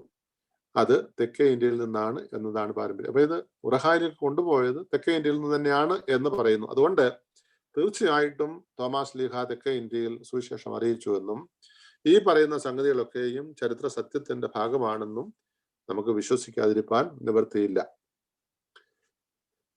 ജെ.എൻ. ഫാർക്കഹാറിന്റെ ഉപന്യാസം ഇതാണ്. The apostle Thomas in north India, the apostle Thomas in south India എന്ന 2 ഉപന്യാസങ്ങൾ അദ്ദേഹം എഴുതിയിട്ടുണ്ട്. അതിനെ അടിസ്ഥാനമാക്കി വടക്കേ ഇന്ത്യൻ പാരമ്പര്യവും തെക്കേ ഇന്ത്യൻ പാരമ്പര്യവും ഒരുമിച്ച് പോകാവുന്നതാണെന്നും നമുക്ക് കാണുവാനായിട്ട് സാധിക്കും. അപ്പോൾ ഈ പറയുന്നതിനകത്ത് തോമാസ് ലീഹ തെക്കേ ഇന്ത്യയിൽ വന്ന് അതിനുശേഷം വടക്കേ ഇന്ത്യയിൽ പോയി തിരിച്ചു വന്നു എന്നുള്ള രീതിയിൽ ഈ 2 പാരമ്പര്യങ്ങളും നമുക്ക് വിശ്വസിക്കുന്നതിൽ തെറ്റൊന്നുമില്ല. അല്ലാതെ തോമാസ് ലീഹ തെക്കേ ഇന്ത്യയിൽ വന്നു, അവിടെ തന്നെ അങ്ങ് നിന്നു, അല്ലെങ്കിൽ നിരടത്തോ അല്ലെങ്കിൽ മറ്റ് സ്ഥലങ്ങളിലോ മാത്രം അദ്ദേഹം അങ്ങ് ക്യാമ്പ് ചെയ്തു എന്നല്ല വിശ്വസിക്കുന്നത്. എല്ലാ സ്ഥലങ്ങളിലും അദ്ദേഹം പോവുകയും സഭയെ സ്ഥാപിക്കുകയും ഉറപ്പിക്കുകയും പുരോഹിതന്മാരെ വാഴിക്കുകയും ഇവിടെ നിന്ന് മറ്റു സ്ഥലങ്ങളിലേക്ക് പോയി എന്നൊക്കെ നമുക്ക് വിശ്വസിക്കുന്നതിനകത്ത് തെറ്റൊന്നുമില്ല. കാരണം യെരുശലേമിൽ നിന്ന് അല്ലെങ്കിൽ പാലസ്തീനിൽ നിന്ന് ഇന്ത്യ വരെ വരാമെങ്കിൽ അദ്ദേഹത്തിന് അതുപോലെ തന്നെ മറ്റു സ്ഥലങ്ങളിലേക്കും പോയി സുവിശേഷം അറിയിച്ചു എന്ന് പറയുന്നതിനകത്ത് നമുക്ക് ചിന്തിക്കുന്നതിന് ഒട്ടും തന്നെ അപാകതയില്ല എന്ന് പറയുവാനാണ് ആഗ്രഹിക്കുന്നത്. അപ്പോൾ തെക്കേ ഇന്ത്യൻ പാരമ്പര്യത്തെ ബലപ്പെടുത്തുന്ന ഘടകങ്ങൾ എന്താണെന്ന് നമുക്ക് നോക്കാം. മേൽപ്പറഞ്ഞ ദേവാലയങ്ങളിൽ 4 എണ്ണം ഇപ്പോഴും സ്ഥിതി ചെയ്യുന്നുണ്ട്. അതായത് 7 ദേവാലയങ്ങൾ നിർമ്മിച്ചതായിട്ട് അല്ലെങ്കിൽ സ്ഥാപിച്ചതായിട്ട് പറയുന്നതിൽ 4 എണ്ണം ഇപ്പോഴും ഉണ്ടെന്നുള്ളതാണ്. അത് E.M. ഫിലിപ്പോസ് പറയുന്ന ഒരു കാര്യമാണ്. അവയിൽ ഒന്നായ പാലൂർ അവിടെ ഉണ്ടായിരുന്ന ഹൈന്ദവ ക്ഷേത്രമായിരുന്നു എന്നും അവിടെ ഉണ്ടായിരുന്ന പൂർവ്വ മതസ്ഥരിൽ ബഹുഭൂരിപക്ഷം ക്രൈസ്തവ മാർഗം സ്വീകരിച്ചതിനാലും ന്യൂനപക്ഷം വരുന്നവർ പലായനം ചെയ്തതിനാലും ക്ഷേത്രം പള്ളിയാക്കി തീർത്തു. ഈ സ്ഥലങ്ങളിലെല്ലാം അപ്പോസ്തലനുമായി ബന്ധപ്പെട്ട വസ്തുതകൾ നിലനിൽക്കുന്നുണ്ട്. അത് ഒരു 4 ദേവാലയങ്ങൾ സ്ഥിതി ചെയ്യുന്നതിൽ ഒരു ദേവാലയത്തെ കുറിച്ചാണ്, പാലൂർ എന്ന് പറയുന്ന സ്ഥലത്ത് ദേവാലയത്തെ കുറിച്ചാണ് ഈ പറഞ്ഞത്. രണ്ടാമത്തെ കാര്യം, AD 1-ാം നൂറ്റാണ്ടിൽ മെഡിറ്ററേനിയൻ പ്രദേശത്തു നിന്നും അപ്പോസ്തലൻ കേരളത്തിലെത്തുക സാധ്യമായിരുന്നു എന്നത് പരമാർത്ഥം മാത്രമാണ്. അപ്പോൾ മെഡിറ്ററേനിയൻ പ്രദേശത്ത് നിന്ന് കേരളത്തിൽ വരാൻ സാധിക്കുമായിരുന്നു എന്നുള്ളതിന്റെ പല സാധ്യതകളും നമ്മൾ കാണുന്നുണ്ട്.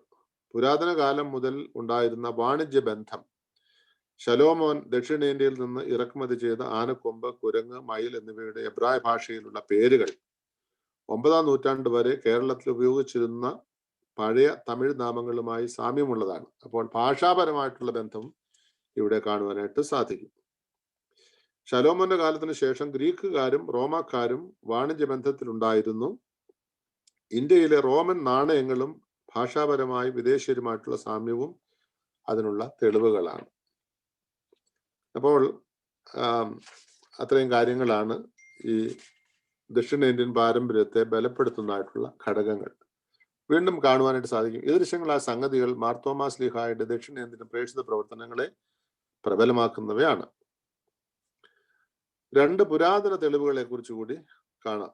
ഒന്ന്, AD 250-നോടടുത്ത് പേർഷ്യൻ സഭയിൽ പ്രസിദ്ധീകരിച്ച അപ്പോസ്തലന്മാരുടെ ഉപദേശം അല്ലെങ്കിൽ ദ ഡോക്ട്രിൻ ഓഫ് ദി അപ്പോസ്റ്റൽസിൽ പറയുന്നു, ഇന്ത്യയും അതിലുൾപ്പെട്ടതും അതിന് ചുറ്റിലും കിടക്കുന്നതുമായ രാജ്യങ്ങളും പൗരോഹിത്യപരമായ അപ്പോസ്തോലിക കൈവപ്പ് യൂദാസ് തോമസിൽ നിന്ന് പ്രാപിച്ചു. അവിടെ അദ്ദേഹം സ്ഥാപിച്ച സഭയെ സ്വയമേവ നയിക്കുകയും ചെയ്തു. അപ്പോൾ ഇത് ഒരു ചരിത്രരേഖയാണ്. അപ്പോസ്തലന്മാരുടെ ഉപദേശങ്ങൾ എന്ന് പറയുന്ന ഒരു ചരിത്രരേഖ AD 250-ൽ പേർഷ്യൻ സഭയിൽ പ്രസിദ്ധീകരിച്ചതാണ്. അതിൽ പറയുന്നതാണ്, ഇന്ത്യയും അതിലുൾപ്പെട്ടതും അതിന് ചുറ്റിലും കിടക്കുന്നതുമായ രാജ്യങ്ങളും പൗരോഹിത്യപരമായ അപ്പോസ്തോലിക കൈവപ്പ് യൂദാസ് തോമസിൽ നിന്നും പ്രാപിച്ചു. ഇന്ന് ആദ്യം സന്തോഷത്തിന് ഓർപ്പിച്ചതുപോലെ ഒരു വിവാദപരമായ ഒരു സംഗതിയാണ് ഇന്ന് പലരും ഉന്നയിക്കുന്ന തോമാസ് ലീഹായുടെ കൈവപ്പ് അല്ലെങ്കിൽ തോമാസ് ലീഹായുടെ പൗരോഹിത്യം, തോമാസ് ലീഹായുടെ അപ്പോസ്റ്റൽഷിപ്പ് കേരളത്തിലെ സഭയ്ക്ക് അല്ലെങ്കിൽ മലങ്കര ഓർത്തഡോക്സ് സഭയ്ക്ക് ഇന്ന് അവകാശപ്പെടുവാൻ ന്യായമില്ല എന്ന് പറയുന്ന ആളുകളുണ്ട്. അതിന് യാതൊരു കഴമ്പുമില്ല. ആ രീതിയിൽ അതിനെ ഒരിക്കലും നമുക്ക് ചരിത്ര സത്യങ്ങളുടെ വെളിച്ചത്തിൽ അത് തള്ളിക്കളയേണ്ടതാണ്, അവഗണിക്കേണ്ടതാണ് എന്നുകൂടി ഈ സമയത്ത് ഓർക്കണം. ഇന്ത്യൻ സുപ്രീം കോർട്ടും അതുപോലെ തന്നെ എല്ലാ കോടതികളും എല്ലാവരും അംഗീകരിച്ച മാർത്തോമാ ശ്ലീഹായുടെ പൗരോഹിത്യവും പാരമ്പര്യവും കേരളത്തിൽ ആദിമകാലം മുതൽ നിലനിന്ന തനതായ മാർത്തോമാ ക്രിസ്ത്യാനികളുടെ സ്വത്ത ഭാവവും അല്ലെങ്കിൽ അതിൻ്റെ ചരിത്രപരമായിട്ടുള്ള യാഥാർത്ഥ്യം പലരും അതിനെ അവഗണിക്കുന്നുണ്ടെങ്കിലും അത് ഒരിക്കലും നിഷേധിക്കുവാൻ കഴിയാത്ത വിധത്തിലുള്ള ഒരു ചരിത്ര സത്യമാണെന്ന് ഇവിടെ പഠിപ്പിക്കുന്നുണ്ട്. രണ്ടാമത്തെ ഒരു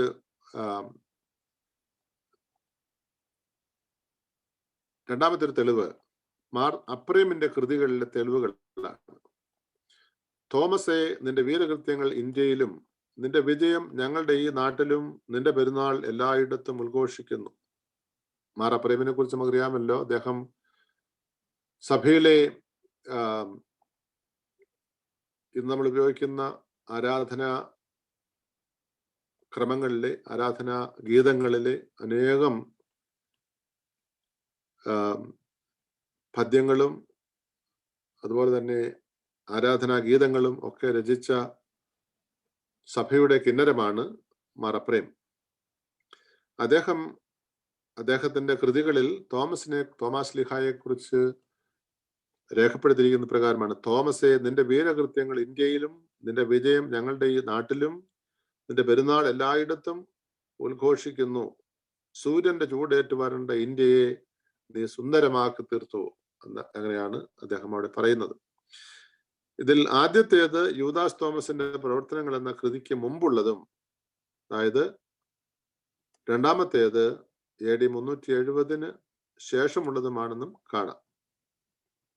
അതിനാൽ മാർത്തോമാ ശ്ലീഹ ഇന്ത്യയുടെ അപ്പോസ്തലൻ എന്നത് പുരാതന കാലം മുതൽ തന്നെ പരിഗണിച്ചിരുന്നു. അതിനാൽ സമകാലീന രേഖ ഇല്ല എന്ന കാരണത്താൽ ഈ പാരമ്പര്യത്തെ അവഗണിക്കേണ്ടതില്ല എന്നാണ് ചരിത്രകാരൻ അല്ലെങ്കിൽ ഗ്രന്ഥകർത്താവ് ഡോക്ടർ VC സാമുവൽ അച്ഛൻ നമ്മെ പഠിപ്പിക്കുവാനായിട്ട് ആഗ്രഹിക്കുന്നത് എന്ന് പറഞ്ഞുകൊണ്ട് മൂന്നാമത്തെ പാഠവും അവസാനിക്കുകയാണ്.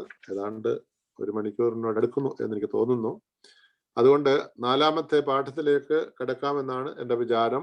ഇന്ത്യ എന്ന പേരിന്റെ വ്യാപ്തിയും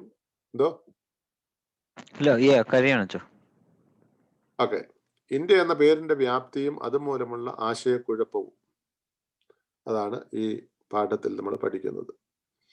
അപ്പോൾ ഇന്ത്യ എന്ന പേരുകൊണ്ട് ഏതെല്ലാം രാജ്യങ്ങൾ അല്ലെങ്കിൽ ഏതെല്ലാം ഭൂപ്രദേശങ്ങൾ അർത്ഥമാക്കിയിരുന്നു, അതുകൊണ്ടുണ്ടാകാവുന്ന ആശയക്കുഴപ്പങ്ങൾ എന്തെല്ലാമാണെന്നുള്ളതാണ് നമ്മുടെ പ്രതിപാദ്യ വിഷയം. അതിന്റെ പ്രാരംഭ ഇപ്രകാരമാണ്: ഇന്ത്യ എന്നതുകൊണ്ട് ഇന്ന് നാം ഉദ്ദേശിക്കുന്ന ഭൂവിഭാഗത്തെ അർത്ഥമാക്കിയിരുന്നില്ല. പേര് മൂലമുണ്ടായിട്ടുള്ള ചിന്താക്കുഴപ്പം നീക്കുകയാണ് ഈ പാഠം പഠിക്കുന്നതിലൂടെ.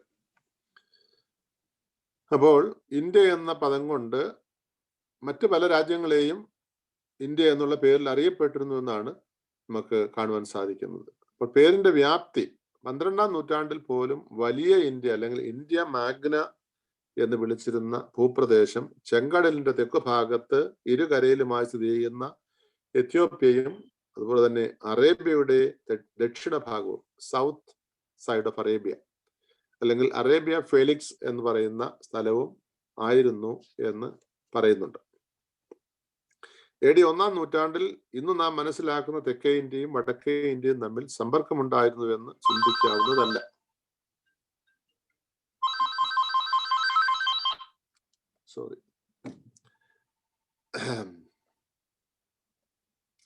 ഇപ്പോൾ AD 1ാം നൂറ്റാണ്ടിൽ തെക്കേ ഇന്ത്യയും വടക്കേ ഇന്ത്യയും തമ്മിൽ സമ്പർക്കം ഉണ്ടായിരുന്നു എന്ന് ചിന്തിക്കാവുന്നതല്ല. കാരണം അന്ന് നാട്ടുരാജാക്കന്മാരാണ് ഭരിച്ചിരുന്നത്. പരസ്പരം അങ്ങോട്ടും ഇങ്ങോട്ടുള്ള യാത്രകളോ അല്ലെങ്കിൽ വാണിജ്യ ബന്ധങ്ങളോ അല്ലെങ്കിൽ പോക്കുവരവോ അങ്ങനെയുള്ള രാഷ്ട്രീയ ബന്ധങ്ങളോ ഒന്നും തന്നെ ഉണ്ടായിരുന്നു എന്ന് ചിന്തിപ്പാനായിട്ട് കഴിയുകയില്ല. 4ാം നൂറ്റാണ്ടിൽ രചിച്ച കൈസറിയായിലെ യൗസേബിയോസിന്റെ സഭാചരിത്ര ഗ്രന്ഥത്തെ തുടർന്ന് 13ാം നൂറ്റാണ്ടിന്റെ അന്ത്യം വരെയും ഗ്രീക്ക്, സുറിയാനി ഭാഷകളിൽ വിരചിതങ്ങളായ നിരവധി ചരിത്ര ഗ്രന്ഥങ്ങൾ ലഭ്യമാണ്. അവയിലും ഇന്ത്യ എന്നതുകൊണ്ട് ഉദ്ദേശിക്കുന്നത് ചെങ്കടലിന് ചുറ്റുമുള്ള ദേശങ്ങളെയാണ്. കേരളത്തെക്കുറിച്ചോ അവിടെയുള്ള സഭ നിലനിന്നിരുന്നതായോ അവർക്ക് അറിവുണ്ടായിരുന്നതായി പോലും അതിൽ നിന്ന് വ്യക്തമല്ല. നമ്മളിത് പറയുന്നത് അന്ത്യോക്യ സഭയുമായിട്ട് കേരള സഭയ്ക്ക് അല്ലെങ്കിൽ മലങ്കര സഭയ്ക്ക് ബന്ധമുണ്ടായിരുന്നു എന്ന് അവകാശപ്പെടുന്ന അവരുടെ അവകാശവാദത്തെ ഖണ്ഡിക്കുന്ന പല കാര്യങ്ങൾ നമ്മൾ ഇതിന് ഇടയ്ക്ക് കാണുന്നുണ്ട്. അത് നിങ്ങൾ ഓർത്തിരിക്കേണ്ടത് ആവശ്യമാണ്. ചില ഉദാഹരണങ്ങൾ മുകളിൽ ഉദ്ധരിച്ച യൗസേബിയോസിന്റെ ഗ്രന്ഥത്തിൽ ഇന്ത്യ സന്ദർശിച്ച അലക്സാന്ദ്രിയക്കാരൻ പാന്തോസിനെ കുറിച്ച് പറയുന്നുണ്ട്. അപ്പോൾ ഈ പാന്തോസ് ഏത് ഇന്ത്യയിലാണ് സന്ദർശിച്ചതെന്നുള്ളതാണ്. നേരത്തെ പറഞ്ഞു ഇന്ത്യ എന്നുള്ള പേരുകൊണ്ട് പല രാജ്യങ്ങളെയും നമുക്ക് കാണേണ്ടതായിട്ടുണ്ട്. അല്ലെങ്കിൽ ഇന്ത്യ എന്നുള്ള പേരുകൊണ്ട് ഇപ്പോൾ കാണുന്ന നമ്മുടെ ഇന്ത്യയെ കുറിച്ച് മാത്രമല്ലായിരുന്നു എന്ന് പറയുവാൻ വേണ്ടിയാണ്. ഇപ്പോൾ അലക്സാന്ദ്രിയക്കാരൻ പാന്തേനോസ് ഇന്ത്യ സന്ദർശിച്ചു എന്ന് പറയുന്നു. അത് യൗസേബിയോസിന്റെ ഗ്രന്ഥത്തിൽ പറയുന്നതാണ്. അലക്സാന്ദ്രിയൻ സഭയുമായിട്ട് കേരളത്തിലെ സഭയ്ക്ക് ബന്ധമുണ്ടായിരുന്നതായി ഒരു കേവല അവകാശവാദം പോലും ഇല്ല എന്നുള്ളത് ഓർത്തിരിക്കണം. പാന്തേനോസിന് ശേഷം അലക്സാന്ദ്രിയയിൽ നിന്ന് ആരെങ്കിലും ഇന്ത്യ സന്ദർശിച്ചതായി രേഖകളില്ല. അലക്സാന്ദ്രിയൻ സഭയുടെ അന്നത്തെ അധ്യക്ഷനായിരുന്ന ദിമെത്രിയോസ് ആണ് അവിടുത്തെ വൈദ്യവിദ്യാലയത്തിന്റെ ചുമതല വഹിച്ചിരുന്ന ഈ പാന്തേനോസിനെ ഇന്ത്യയിലേക്ക് അയച്ചത്. പക്ഷേ അത് നമ്മുടെ നാടിനെ ഉദ്ദേശിച്ചായിരുന്നു എന്ന് വ്യക്തമല്ല. നിക്കാ സുന്നതോസിൽ സംബന്ധിച്ച ഇന്ത്യയിൽ നിന്നുള്ള അപ്പം അത്രയും പറഞ്ഞത് പാന്തേനോസിനെ കുറിച്ചാണ്. പാന്തേനോസ് ഇന്ത്യയിൽ പോയിട്ടുണ്ട്, പക്ഷെ ഏത് ഇന്ത്യയിലോട്ടാ പോയത് എന്നുള്ളതാണ് ഇവിടുത്തെ ചോദ്യം. ആ ഇന്ത്യ ഏതായിരുന്നു? നമ്മുടെ ഇന്ത്യയാണോ എന്നുള്ളത്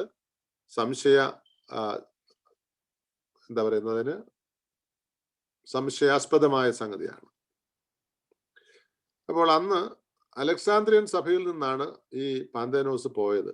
അപ്പോൾ അലക്സാന്ദ്രിയൻ സഭയുമായിട്ട് അന്ന് കേരളത്തിലെ മലങ്കര സഭയ്ക്ക് ബന്ധമുണ്ടായിരുന്നോ ഇല്ലായിരുന്നു എന്നാണ് കൃത്യമായിട്ട് പറയുവാനായിട്ട് കഴിയുന്നത്. അതുകൊണ്ട് ആ പാന്തേനോസ് നമ്മുടെ ഇന്ത്യയിലേക്ക് വരാൻ സാധ്യതയില്ല എന്നാണ്. മറ്റൊന്ന്, നിക്കാ സുന്നതോസിനെ സംബന്ധിച്ച് ഇന്ത്യയിൽ നിന്നുള്ള യോഹന്നാൻ, അതും E.M. ഫിലിപ്പോസിന്റെ പുസ്തകത്തിലെയാണ്. അതും അറേബ്യയുടെ ദക്ഷിണ ഭാഗം ആകാനാണ് സാധ്യത. ഇപ്പൊ ഇന്ത്യയിൽ നിന്ന് ഒരു യോഹന്നാൻ എന്ന ഒരു ബിഷപ്പ് നിക്കാ സുന്നതോസിൽ 325 അവിടെ പോയി സംബന്ധിച്ചു, റോമിൽ പോയി സംബന്ധിച്ചു എന്ന് പറയുമ്പോൾ അതിന് എത്രമാത്രം ചരിത്ര സത്യവുമായിട്ട് ബന്ധമുണ്ട് എന്നുള്ളതാണ്. അത് നമുക്ക് പിന്നീട് കാണാവുന്നതാണ്. 5-ാം നൂറ്റാണ്ടിൽ സോക്രട്ടീസ്, നമ്മൾ സാധാരണ പറയുന്ന സോക്രട്ടീസ് അല്ല, അത് ക്രിസ്തുവിന് മുൻപുള്ള ഒരു സോക്രട്ടീസ് ഉണ്ട്, ആ സോക്രട്ടീസ് അല്ല. 5-ാം നൂറ്റാണ്ടിൽ സോക്രട്ടീസ്, സോസോമൻ, തെവോദോർത്തോസ്, റുഫൈനോസ് എന്നീ ഗ്രീക്ക് ചരിത്രകാരന്മാരും കൂടാതെ സുറിയാനി സഭ ചരിത്രകാരന്മാരും എത്യോപ്യയിൽ ക്രിസ്തുമതത്തിന്റെ ആവിർഭാവത്തെക്കുറിച്ച് രേഖപ്പെടുത്തുന്നു. അവിടെ അവർ എത്യോപ്യയെ ഇന്ത്യ എന്നാണ് വിവക്ഷിക്കുന്നത്. 5-ാം നൂറ്റാണ്ടിലെ ചരിത്രകാരന്മാരുടെ രചന പരിശോധിക്കുമ്പോൾ അതിന്റെ അടിസ്ഥാനത്തിൽ ഇന്ത്യ എന്ന് പറയുന്നത് എത്യോപ്യയെ കുറിച്ചാണ് പറയുന്നതെന്ന് കാണാൻ സാധിക്കും. ഇപ്പൊ അന്ത്യോക്യൻ സുറിയാനി സഭയിൽ സഭാചരിത്രം രചിച്ചവരും 5-ാം നൂറ്റാണ്ടിൽ ഗ്രീക്ക് സഭാചരിത്രകാരന്മാരും എത്യോപ്യയെ ഇന്ത്യയായി ചിത്രീകരിച്ചിരുന്ന രീതി തന്നെ അവലംബിച്ചു. AD 354 റോമൻ ചക്രവർത്തി കോൺസ്റ്റാൻഷ്യസ് ഇന്ത്യക്കാരനായ തെയോഫിലോസിന്റെ നേതൃത്വത്തിൽ ഒരു സംഘം ആളുകളെ എത്യോപ്യ, ഇന്ത്യ എന്നീ നാടുകളിലേക്ക് അയച്ചു എന്ന് അറിയോസ്യനായിരുന്ന ഫിലസ്റ്റോർഗിയോസ് പറയുമ്പോഴും അത് വടക്കേ ഇന്ത്യയോ തെക്കേ അറേബ്യയോ എത്യോപ്യയോ ആകാനാണ് സാധ്യത. പെട്ടെന്ന് പറഞ്ഞു പോവുകയാണ്. AD 594 നിര്യാതനായ ടൂറിസിലെ ഗ്രിഗറി പ്രതിപാദിക്കുന്ന തോമസ് അപ്പോസ്തലന്റെ പേരിൽ നിന്ന സന്യാസാശ്രമം എന്ന സംഗതി, അത് മൈലാപ്പൂരിനടുത്ത് ഒരു ആശ്രമം കണ്ടതായിട്ടാണ്. പക്ഷേ മാർത്തോമാ ശ്ലീഹായുടെ നാമത്തിൽ ഒരു സന്യാസാശ്രമം മൈലാപ്പൂരിനടുത്തൊന്നും ഉണ്ടായിരുന്നില്ല. അതും എത്യോപ്യയിലായിരിക്കാനാണ് സാധ്യത, അല്ലെങ്കിൽ തെക്കേ ആഫ്രിക്ക ആയിരിക്കാനാണ് സാധ്യത എന്നാണ് ചിന്തിക്കേണ്ടത്. 9-ാം നൂറ്റാണ്ടിൽ ഇംഗ്ലണ്ടിലെ രാജാവായിരുന്ന ആൽഫ്രഡ് തന്റെ ദൂതന്മാരായ സിഗ്ലം, ആദൽസ്റ്റൺ എന്നിവരെ റോമിലേക്കും ഇന്ത്യയിലേക്കും നേർച്ച കൊടുത്തയച്ചതായി പറയപ്പെടുന്നു. ഇത് രണ്ടും എത്യോപ്യയോ തെക്കൻ അറേബ്യയോ ആയിരിക്കാനാണ് സാധ്യതയെന്നും കാണുവാൻ സാധിക്കും. അപ്പോൾ ഇന്ത്യ എന്ന പേര് കൊണ്ട് ഉണ്ടാകുന്ന ആശയക്കുഴപ്പങ്ങളാണ് ഇവിടെ നമ്മൾ കാണുവാനായിട്ട് ശ്രമിച്ചത്. ഇനി പേർഷ്യൻ സഭയുടെ ഇന്ത്യയെക്കുറിച്ചുള്ള അറിവ് എന്താണെന്ന് നോക്കാം. പേർഷ്യൻ സഭ ഉപയോഗിച്ചിരുന്നത് സുറിയാനി ഭാഷയായിരുന്നു എന്നുള്ളത് നമുക്ക് കാണുവാൻ സാധിക്കും. സുറിയാനി ഭാഷയുടെ 3 വകഭേദങ്ങളാണ്. ഒന്ന് അരമായിക്ക്, 2 പാശ്ചാത്യ സുറിയാനി, അതുപോലെ തന്നെ പൗരസ്ത്യ സുറിയാനി, eastern Syriac and western Syriac and Aramaic. ഇത് 3ഉം സുറിയാനി ഭാഷയുടെ 3 വകഭേദങ്ങളാണ്. 17ാം നൂറ്റാണ്ട് മുതൽ നമ്മുടെ സഭ, അതായത് മലങ്കര ഓർത്തഡോക്സ് സഭ, പാശ്ചാത്യ സുറിയാനിയാണ് ഉപയോഗിക്കുന്നത്. ഇപ്പൊ നമ്മൾ ഉപയോഗിക്കുന്ന സുറിയാനി പാശ്ചാത്യ സുറിയാനിയാണ്, അല്ലെങ്കിൽ വെസ്റ്റേൺ സിറിയക്കാണ്. കേരളത്തിലെ മറ്റു ചില സഭകൾ പൗരസ്ത്യ സുറിയാനി ഉപയോഗിക്കുന്നുണ്ട്. അതാരാണെന്ന് നമുക്ക് പിന്നീട് കാണാം. പൗരസ്ത്യ സുറിയാനി ഉപയോഗിച്ച പേർഷ്യൻ സഭയും പൗരസ്ത്യ സുറിയാനി പാശ്ചാത്യ സുറിയാനി ഉപയോഗിച്ച അന്ത്യോക്യൻ സഭയും തമ്മിൽ പല കാര്യങ്ങളിലും ഭിന്നമായിരുന്നു, എന്നാൽ തമ്മിൽ വളരെ സാമ്യവും ഉണ്ടായിരുന്നതായിട്ട് കാണുവാൻ കഴിയും. ഇവിടെ നമുക്ക് കാണുവാനായിട്ട് സാധിക്കും അന്ത്യോക്യൻ സഭ ഉപയോഗിച്ചിരുന്നത് പാശ്ചാത്യ സുറിയാനിയാണ്, പേർഷ്യൻ സഭ ഉപയോഗിച്ചിരുന്നത് പൗരസ്ത്യ സുറിയാനിയാണ് എന്ന്. മിങ്യാന എന്ന് പറയുന്ന ഒരു ചരിത്രകാരൻ, അദ്ദേഹത്തിന്റെ പഠനങ്ങൾ പല കാര്യങ്ങളും നമുക്ക് കാണുവാനായിട്ട് സാധിക്കും. മിങ്യാനായിട്ട് പഠനങ്ങളിൽ നിന്നും അദ്ദേഹം പറയുന്നു, എല്ലാ ചരിത്രകാരന്മാരും കവികളും അവരുടെ പ്രാർത്ഥനാ പുസ്തകങ്ങളും ആരാധനാക്രമങ്ങളും തോമസ് അപ്പോസ്തലനുമായി ബന്ധിപ്പിക്കുന്നതാണ്. തോമസ് പാർഥിയിലും പേർഷ്യയിലും സുവിശേഷം അറിയിച്ചുവെന്ന് പ്രസ്താവിക്കുന്നവരും അദ്ദേഹത്തിന്റെ ഇന്ത്യയിലെ സുവിശേഷ വേലയെ അവഗണിക്കുന്നില്ല. അതിനെ അവർ ഏകകണ്ഠമായി ഊന്നിപ്പറയുന്നു. തോമസിന്റെ പേര് ഇന്ത്യയുമായിട്ട് ബന്ധപ്പെടുത്തി മാത്രമാണ് അവർ ഉപയോഗിക്കുന്നത്. ഗ്രീക്ക് പാശ്ചാത്യ സുറിയാനി സഭാ ഗ്രന്ഥങ്ങൾ രചിച്ചവർ ഈ നിലപാട് സ്വീകരിച്ചിട്ടില്ല. തോമസ് അപ്പോസ്തലൻ ഒരു പട്ടക്കാരൻ പോലുമായിരുന്നില്ല എന്ന് പറയാനാണ് അവർ ചിന്തിച്ചത്. അതുതന്നെയാണ് ഇപ്പോൾ അടുത്ത സമയത്ത് നമ്മുടെ സഭ ചിന്തിച്ചുകൊണ്ടിരിക്കുന്നത്. അല്ലെങ്കിൽ കുറെ കാലമായിട്ട്, ഏതാണ്ട് 50 വർഷമായിട്ട് നമ്മൾ വിയോജിക്കുന്നതും എന്നാൽ ചരിത്രത്തെ വളരെയേറെ വ്രണപ്പെടുത്തുന്നതുമായിട്ടുള്ള ഒരു പരാമർശമാണ് അന്ത്യോക്യൻ പാത്രിയർക്കീസിന്റെ ഒരു കൽപ്പനയിലൂടെ മലങ്കര ഓർത്തഡോക്സ് സഭയെ വേദനിപ്പിച്ച അതിദുഃഖകരമായിട്ടുള്ള ഒരു പരാമർശം. അത് മാർത്തോമാ ശ്ലീഹായ്ക്ക് പട്ടത്വമില്ല, അദ്ദേഹം ഒരു പുരോഹിതനായിരുന്നില്ല, അദ്ദേഹത്തിന് സഭ സ്ഥാപിക്കുവാനായിട്ട് അധികാരമില്ല, അദ്ദേഹത്തിന് സിംഹാസനമില്ല എന്നുള്ള രീതിയിലുള്ള ഒരു ആശയക്കുഴപ്പം ഉണ്ടാക്കുന്ന കൽപ്പന. അത് 203-ാം നമ്പർ കൽപ്പന, 1970-ലെ 203-ാം നമ്പർ കൽപ്പനയൊക്കെ നമുക്കറിയാവുന്നതാണ്. അപ്പം അങ്ങനെയുള്ള ചിന്തകൾ കൂടി ഇവിടെ വരുന്നത് കൊണ്ട് ഈ നിലപാട് നമുക്ക് സ്വീകരിക്കാനായിട്ട് സാധ്യമല്ല എന്നാണ് പറയുവാൻ കഴിയുന്നത്. എന്നാൽ അന്ത്യോക്യൻസ് അങ്ങനെ പറയുമ്പോൾ പേർഷ്യൻസ് ഒരിക്കലും അത് പറയുന്നില്ല. പേർഷ്യക്കാര് മാർത്തോമാ ശ്ലീഹായുടെ പാരമ്പര്യത്തെയും അദ്ദേഹത്തിന്റെ പ്രേക്ഷിത പ്രവർത്തനങ്ങളെയും അദ്ദേഹത്തിന്റെ പൗരോഹിത്യപരമായ അധികാരങ്ങളെയും അംഗീകരിക്കുന്നവർ കൂടിയാണ് പേർഷ്യൻ സഭ. അപ്പോൾ പേർഷ്യയുടെയും വലിയ ഇന്ത്യയുടെയും യോഹന്നാൻ ആരായിരുന്നു എന്ന് നോക്കാം. നേരത്തെ കണ്ടല്ലോ, യോഹന്നാൻ എന്ന ഒരാള് നിഖ്യാ സുന്നോദോസിൽ പങ്കെടുത്തതായിട്ട് ഇന്ത്യയെ റെപ്രസെന്റ് ചെയ്തുകൊണ്ട്.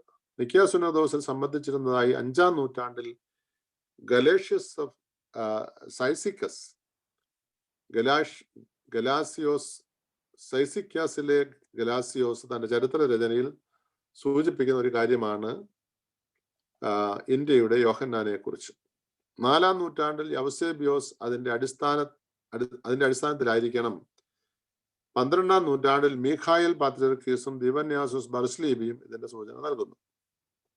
അപ്പോൾ യൗസേബിയോസിന്റെ ചരിത്ര രചനയുടെ ചുവട് പിടിച്ചുകൊണ്ട് മീഖായേൽ പാത്രിയർക്കീസും ദിവന്യാസിയോസ് ബർസ്ലീബിയും അതിന്റെ സൂചനകൾ നൽകുന്നുണ്ട്.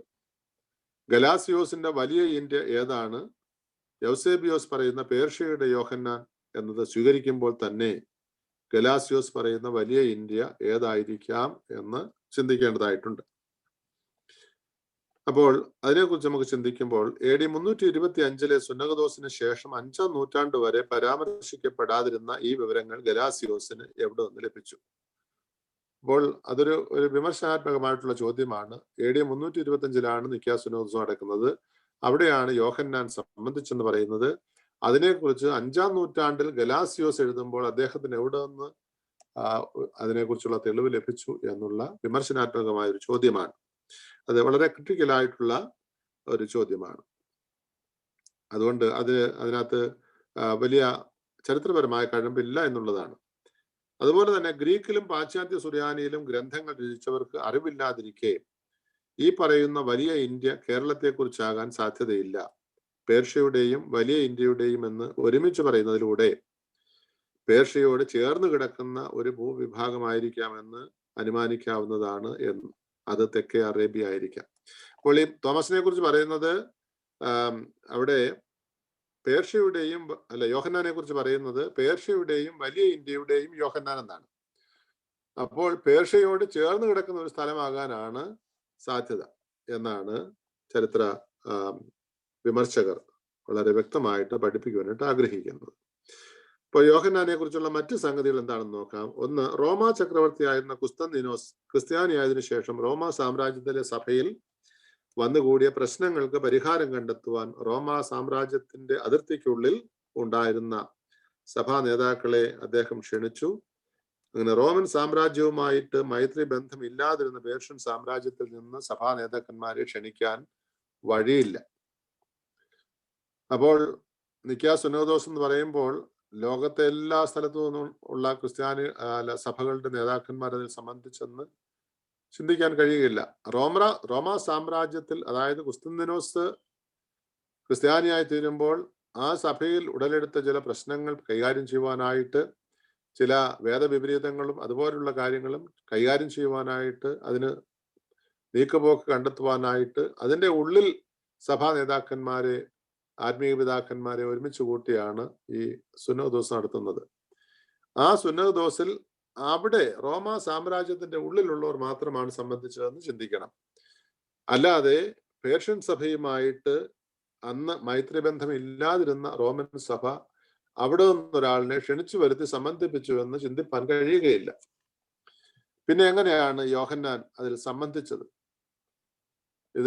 അതും ഇതുപോലെ വിമർശനാത്മകമായിട്ട് ചിന്തിക്കുന്ന കാര്യമാണ്. നിക്കാ സുന്നഹദോസ് നടക്കുന്ന സമയത്ത് യോഹന്നാൻ ഈ റോമാ സാമ്രാജ്യത്തിന്റെ സഭയുടെ പരിധിക്കുള്ളിൽ ഉണ്ടായിരുന്നുവെന്നും ഇങ്ങനെ ഒരു മഹാസംഭവം നടക്കുന്നു എന്നറിഞ്ഞുകൊണ്ട് ക്ഷണിക്കപ്പെടാതെ തന്നെ ആ സമ്മേളനത്തിൽ അദ്ദേഹം പോയി സംബന്ധിച്ചു എന്നുമാണ് മറ്റൊരു രീതിയിൽ ചിന്തിപ്പാൻ കഴിയുന്നത്. ആ സമയത്ത് യോഹന്നാൻ പേർഷ്യൻ സഭയുടെ അധ്യക്ഷനായിരുന്നു എന്ന് ചിന്തിപ്പാനായിട്ട് സാധിക്കും. അതുപോലെ തന്നെ യോഹന്നാൻ നിക്കാ സുന്നഹദോസിൽ സംബന്ധിച്ചു എന്ന് സമ്മതിച്ചാൽ പോലും അതുകൊണ്ടുണ്ടാകേണ്ട പ്രയോജനം പേർഷ്യൻ സഭയ്ക്ക് ഉണ്ടായതായിട്ട് പറയുന്നില്ല. കാരണം അദ്ദേഹം ആ സുന്നഹദോസിൽ ഉണ്ടായ സംഗതികളൊന്നും തന്നെ പേർഷ്യൻ സഭയെ അറിയിക്കുകയോ അതിന് പ്രകാരം സഭയ്ക്ക് അതിന്റെ പ്രയോജനം ഉണ്ടാകുവാൻ തക്കവണ്ണം പഠിപ്പിക്കുകയോ ചെയ്തില്ല എന്നാണ് നമുക്ക് മനസ്സിലാക്കുവാനായിട്ട് കഴിയുന്നത്. കാരണം അതിന് 85 വർഷങ്ങൾക്ക് ശേഷം AD 410 പേർഷ്യൻ സഭ നിക്കാ സുന്നഹദോസിന്റെ നിശ്ചയങ്ങളെ അംഗീകരിക്കുന്നത്. അതുകൊണ്ട് അതിൻ്റെയൊക്കെ അടിസ്ഥാനത്തിലാണ് ഇതിന് സംശയങ്ങൾ നമ്മൾ ഉന്നയിക്കുന്നത്. ആകയാൽ വലിയ ഇന്ത്യ എന്ന പ്രയോഗം കൊണ്ട് കേരളത്തെയാണെന്ന് ചിന്തിക്കാൻ കഴിയില്ല. ഇത്രയും കാര്യങ്ങൾ കൊണ്ട് നിങ്ങൾക്ക് അത് മനസ്സിലാകുമെന്ന് ഞാൻ ചിന്തിക്കുകയാണ്. കാരണം കൂടുതലായിട്ടുള്ള വിശദീകരണത്തിന് സമയമില്ലാത്തതുകൊണ്ട് ഞാൻ ആ ഭാഗം വിടുകയാണ്. നമ്മുടെ പാഠം 5,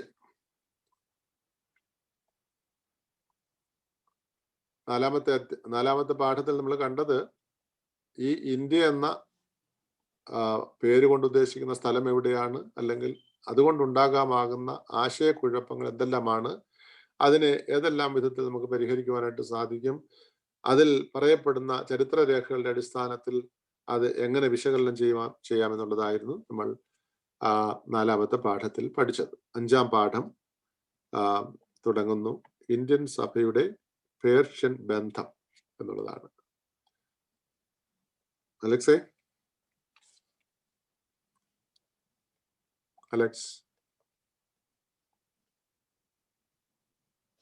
എല്ലാരും ഉണ്ടല്ലോ? അതോ ഉണ്ട് എല്ലാരും ഉണ്ട്. അലക്സ് ശബ്ദം കേൾക്കുന്നില്ല. ഉണ്ട് അച്ഛാ, ഉണ്ട്. എല്ലാരും ഉണ്ട്. Okay, okay. 1-ാം യൂണിറ്റിലെ 5-ാം പാഠമാണ് നമ്മൾ ഇപ്പൊ നോക്കാൻ പോകുന്നത്. അതിന്റെ സ്ക്രീൻ മാറുന്നില്ല, അതുകൊണ്ട് അലക്സിനെ വിളിച്ചത്. ഓക്കെ, അതിന്റെ പ്രാരംഭം ഇതാണ്. അതിന്റെ പേര് ഇതാണ്, ഇന്ത്യൻ സഭയുടെ പേർഷ്യൻ ബന്ധം. അതിന്റെ പ്രാരംഭം ഇതാണ്: ആദിമകാലം മുതൽ പേർഷ്യൻ സഭയുമായി ബന്ധം ഉണ്ടായിരുന്നു എന്നുള്ളത് നമുക്ക് സ്ഥാപിച്ചെടുക്കാനുള്ള എന്തെല്ലാം രേഖകൾ, എന്തെല്ലാം തെളിവുകളാണുള്ളത്. കരയിലൂടെ വടക്കേ ഇന്ത്യയുമായും കടൽ മാർഗം തെക്കേ ഇന്ത്യയുമായിട്ട് ബന്ധപ്പെടുവാൻ കഴിയുമായിരുന്ന അതിന്റെ സാധ്യതകളാണ് നമ്മൾ ചിന്തിക്കുന്നത്. അപ്പോൾ പേർഷ്യയിൽ നിന്ന് കരമാർഗം, അതായത് എന്താ പറയുന്നത്, ഇറാൻ, ഇറാഖ് അതുപോലുള്ള സ്ഥലങ്ങളുമായിട്ട്, അല്ലെങ്കിൽ അവിടെ നിന്ന് അഫ്ഗാനിസ്ഥാൻ വഴിയോ ആ സ്ഥലം, അങ്ങനെ ആ ഒരു വഴിയിലൂടെ കരമാർഗം വടക്കേ ഇന്ത്യയിൽ വരുവാനായിട്ട് സാധ്യതയുണ്ടായിരുന്നു.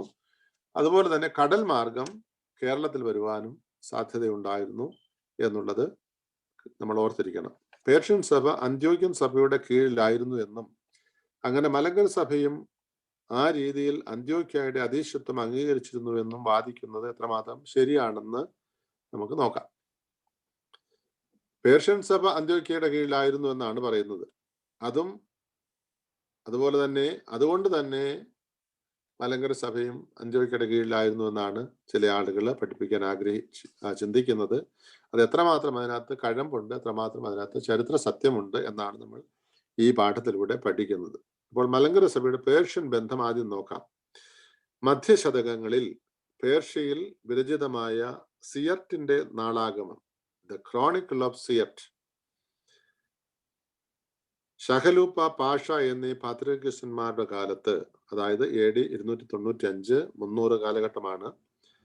ബസ്രായിലെ ബിഷപ്പ് ദൂതി, അല്ലെങ്കിൽ അദ്ദേഹത്തിന് ദാവീദ് എന്നും പേരുണ്ട്, ഇന്ത്യയിൽ വേല ചെയ്തു അനേകരെ ക്രിസ്തു മാർഗത്തിലേക്ക് നയിച്ചു എന്ന് രേഖപ്പെടുത്തിയിരിക്കുന്നു. അതുപോലെ തന്നെ പേർഷ്യൻ സഭയിലെ വേദപുസ്തക വ്യാഖ്യാതാവായ ഈശോദാദ് തന്റെ റോമാ ലേഖന വ്യാഖ്യാനത്തിന്റെ നോട്ട് മാർജിനിൽ കൊടുത്തിരിക്കുന്ന ഒരു പരാമർശമുണ്ട്. ഈ ലേഖനം ഇന്ത്യൻ പുരോഹിതനായ ദാനിയേലിന്റെ സഹായത്തോടെ മാർ കോമായി ഗ്രീക്കിൽ നിന്നും സുറിയാനിയിലേക്ക് വിവർത്തനം ചെയ്തതാണ്. അതും മിങ്ങാനായുടെ ചരിത്രരേഖയാണ്. അപ്പം രണ്ട് കാര്യങ്ങൾ നമ്മൾ കണ്ടു.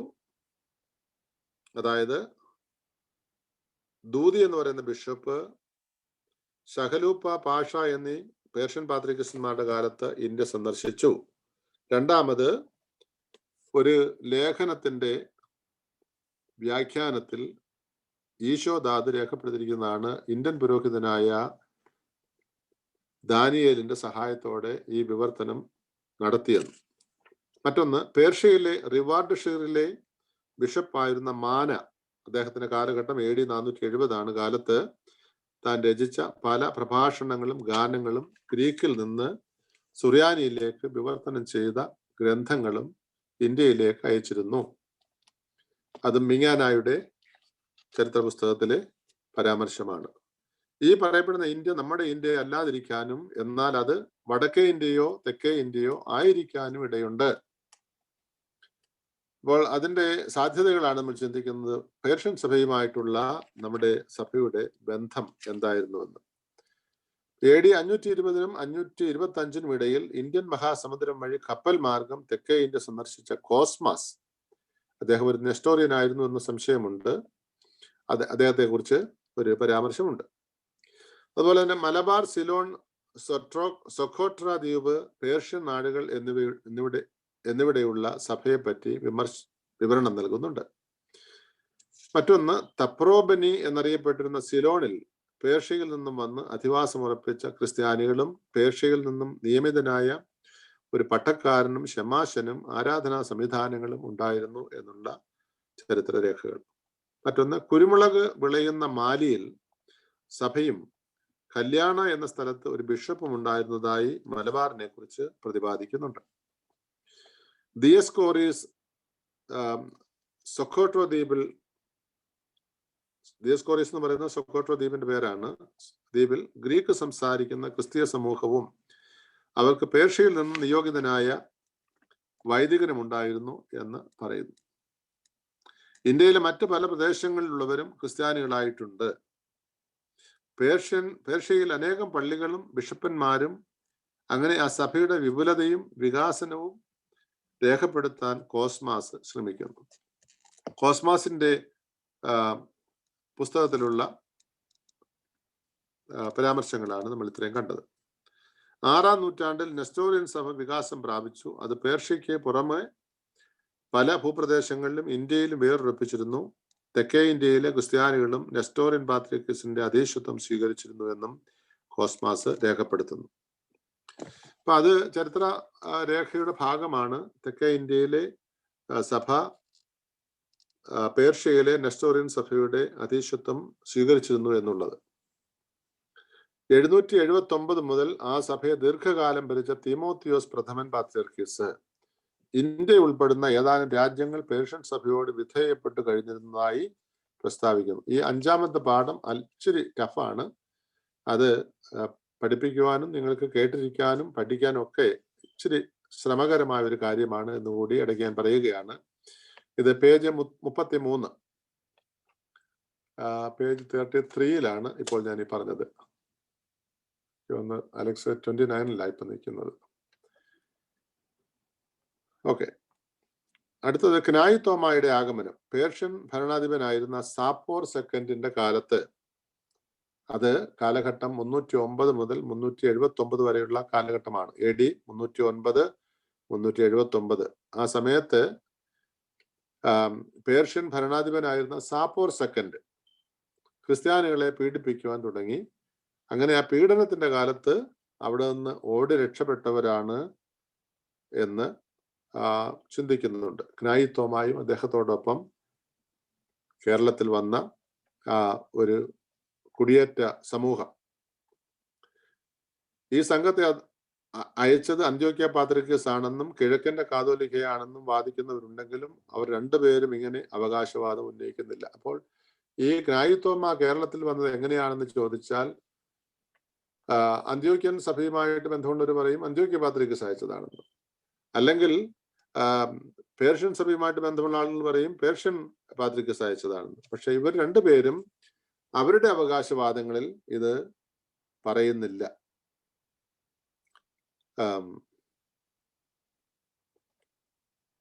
അപ്പൊ എങ്ങനെയാണ് ക്നായി തോമ കേരളത്തിൽ വന്നത്? പേർഷ്യയിൽ 4-ാം നൂറ്റാണ്ടിലുണ്ടായ അവിടുത്തെ ഭരണാധിപനായിരുന്ന സാപ്പോർ സെക്കൻഡിന്റെ കാലത്തുണ്ടായ മതപീഡനത്തിന്റെ കാലത്ത് അവിടെ നിന്ന് പ്രാണരക്ഷാർത്ഥം ഓടിപ്പോയ ഒരു കൂട്ടരാണ് ക്നായി തോമായും അദ്ദേഹത്തോടൊപ്പം വന്ന കുടിയേറ്റ സമൂഹവും എന്നാണ് നമ്മൾ മനസ്സിലാക്കേണ്ടത്. അപ്പൊ ഈ മേൽപ്പറഞ്ഞ സംഗതിയെ വിശദീകരിക്കുന്നത് പരിശോധിക്കുക. പേജ് 34-ാമത്തെ പേജിലെ വലിയ പാരഗ്രാഫ് നിങ്ങൾ അത് ദയവായിട്ട് ഒന്ന് കുറിച്ചു വെക്കുന്നത് നല്ലതാണ്. ഈ പറഞ്ഞ കാര്യങ്ങൾ അവിടെയാണ് രേഖപ്പെടുത്തിയിരിക്കുന്നത്. അത് മുഴുവൻ ഇപ്പോൾ പറയാൻ സാധ്യമല്ല. ഇതിൻ പ്രകാരം കാതോലിക്കായോ അബ്ഗാർ രാജാവോ ഇഗ്നാത്തിയോസ് പാത്രിയർക്കീസോ അവരെ അയച്ചതായി കാണാൻ ന്യായമില്ല. അലക്സ് സ്ക്രീൻ മാറുന്നില്ല, അതുകൊണ്ട് ഞാൻ പറയുകയാണ്. ഓക്കെ, അടുത്തത് അന്ത്യോക്യൻ ബന്ധം വാദിക്കുന്നതിന്റെ ആധാരം എന്താണെന്ന് നോക്കാം. AD 345 കേരളത്തിൽ വന്ന ക്നായി തോമായും സംഘവും സാപ്പോർ സെക്കൻഡിന്റെ കാലത്ത് പീഡയുടെ ഫലമായി പലായനം ചെയ്തവരാണെന്ന് EM ഫിലിപ്പോസ് സമ്മതിക്കുകയും അതേസമയം തന്നെ അതിനെ അന്ത്യോക്യൻ ബന്ധത്തിന് നാന്ദിയാക്കാനും ശ്രമിക്കുന്നുണ്ട്. അപ്പൊ EM ഫിലിപ്പോസ് തന്നെ പറയുന്നുണ്ട് ഈ ക്നായി തോമായും കൂട്ടരും സാപ്പോർ സെക്കൻഡിന്റെ കാലത്ത് പ്രാണരക്ഷാർത്ഥം ഓടിപ്പോകുന്നവരാണെന്ന് അദ്ദേഹം തന്നെ പറയുന്നുണ്ട്. അതോടൊപ്പം തന്നെ അദ്ദേഹം പറയുന്നുണ്ട് അത് അന്ത്യോക്യൻ പാത്രിയർക്കീസ് അയച്ചതാണെന്ന്. അപ്പോൾ അല്ലെങ്കിൽ അന്ത്യോക്യൻ ബന്ധവുമായിട്ട് അതിനെ ബന്ധിപ്പിക്കാൻ അദ്ദേഹം ശ്രമിക്കുന്നുണ്ട്. ചൈന വരെ നീണ്ടുകിടക്കുന്ന കിഴക്കേ ഇന്ത്യയുടെ മേൽ അന്ത്യോക്യയ്ക്ക് മേലധികാരം ഉണ്ടായിരുന്നതായി കാണിക്കാൻ ഫിലിപ്പോസ് ശ്രമിക്കുന്നു. അത് ഒരു വിഫല ശ്രമമാണ്. നിക്യാ സുന്നഹദോസ് നിശ്ചയങ്ങൾ പരിശോധിച്ചാൽ ഗ്രീക്ക്, ലാറ്റിൻ, സിറിയക്, അന്ത്യോക്യയ്ക്ക് ഇപ്രകാരം ഒരു അധികാരമോ മേൽക്കോയ്മയോ ആ സുന്നഹദോസ് നിശ്ചയപ്രകാരം നൽകിയിട്ടില്ല എന്ന് കാണാം. അപ്പോൾ ഈ ചരിത്ര രേഖകൾ പരിശോധിച്ചാൽ അന്ത്യോക്യയ്ക്ക് കേരളത്തിലെ അല്ലെങ്കിൽ ഭാരതത്തിലെ സഭയുമായിട്ട് അല്ലെങ്കിൽ അന്ത്യോക്യയ്ക്ക് പുറത്തുള്ള മറ്റു സഭകളുമായിട്ട് അധീശത്വം ഉണ്ടായിരുന്നു എന്ന് ചിന്തിപ്പാനായിട്ട് കഴിയുകയില്ല. വീണ്ടും ഫിലിപ്പോസ് ആധാരമാക്കുന്നത് നിഖ്യാ സുന്നഹദോസിന്റെ പേരിൽ അറിയപ്പെടുന്ന അറബി കാനോൻ. നമ്മൾ നേരത്തെ കണ്ടതാണ് അറബി കാനോനെ കുറിച്ച്. അത് 9ാം നൂറ്റാണ്ടിൽ എഴുതിയതാണ്. 4ാം നൂറ്റാണ്ടിൽ നടന്ന നിഖ്യാ സുന്നഹദോസിനെ കുറിച്ച് 9ാം നൂറ്റാണ്ടിൽ എഴുതിയതാണ് അറബി കാനോൻ. അപ്പോൾ ഫിലിപ്പോസ് അതിനെ ആധാരമാക്കിയാണ് ഇപ്രകാരം പറയുന്നത്. അപ്പോൾ അതിന്റെ ആധികാരികത ചോദ്യം ചെയ്യപ്പെടുന്നവയാകയാലും അത് വിശ്വസിക്കുവാനായിട്ട് കഴിയുകയില്ല. ഞാൻ പറഞ്ഞല്ലോ, അഞ്ചാമത്തെ പാഠം ഇച്ചിരി ഒരു വലിയ പാഠമാണ്, പഠിക്കാൻ ഇച്ചിരി ബുദ്ധിമുട്ടുള്ള ഒരു പാഠം കൂടിയാണ്. അല്പം കൂടി ശ്രദ്ധിച്ചിരിക്കുക. സമയം 6 മണിക്ക് അങ്ങ് നിർത്താമെന്ന് വിചാരിക്കുന്നത്, കാരണം അതിനപ്പുറം പോകുന്ന പ്രയാസമായിരിക്കും. ഈ പാഠം കൂടി തീർത്തിട്ട് 6ാമത്തെ പാഠം ഇന്ന് പഠിക്കാൻ സാധിക്കുമെന്ന് തോന്നുന്നില്ല. മറ്റൊന്ന്, അറബി കാനോനിൽ 4ാം നൂറ്റാണ്ടിൽ ക്രോഡീകരിക്കപ്പെട്ട നിയമസമുച്ചയം പൗരസ്ത്യ സഭകൾ അംഗീകരിക്കുന്നുണ്ട്. പക്ഷേ ആ നിയമവിധികളോട് ചേർത്ത് അന്ത്യോക്യയുടെ അധീശത്വം ഊന്നിപ്പറയുവാൻ വേണ്ടി മധ്യശതകത്തിൽ ചില തൽപര കക്ഷികൾ എഴുതി ചേർത്ത ഏതാനും കൃത്രിമമായ അനുശാസനങ്ങൾ അതിലുണ്ട്. അതിനാൽ അവിടെയും വിശ്വാസ്യത ഒരു പ്രശ്നമാണ്.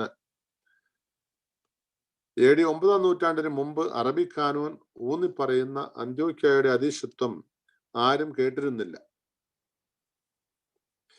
പേർഷ്യൻ സഭ അന്ത്യോക്യൻ സഭയുടെ കീഴിൽ സ്ഥിതി ചെയ്യുന്നു എന്ന് സമർത്ഥിക്കാൻ പിന്നീട് കൂട്ടിച്ചേർത്തതാണ് ഈ സംഗതി.